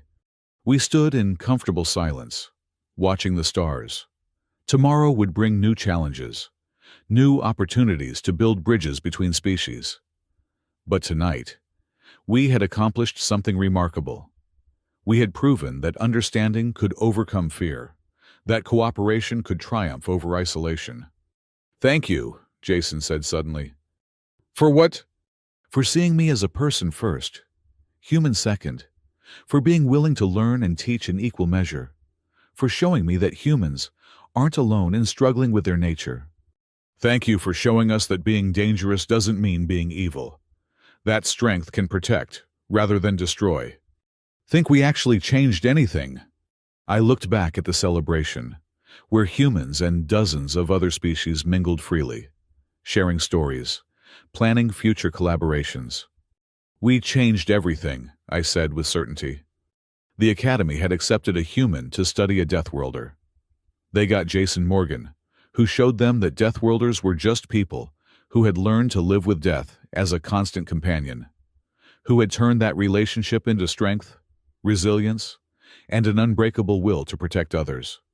The next morning, as new students arrived, including the 50 humans Captain Mitchell had mentioned, I stood with Jason to greet them. The humans looked nervous, aware of the scrutiny they'd face. The other species looked wary, unsure what to expect. Welcome to Orion Crucible Academy, Jason addressed them. You're here to learn combat, tactics, survival, but more importantly, you're here to learn about each other, to build bridges between species. It won't be easy. There will be misunderstandings, conflicts, probably a few medical emergencies. He smiled. That expression that had once seemed threatening, but now just seemed warm. But if you're willing to look past the surface, to see each other as individuals rather than stereotypes, you'll find something remarkable. You'll find that we're all just trying to survive, to protect what we care about, to be better than our instincts demand. And together, we're stronger than any of us alone. A young human raised her hand. Sir, is it true you took down 30 mercenaries single-handedly? No, Jason said firmly. I had help.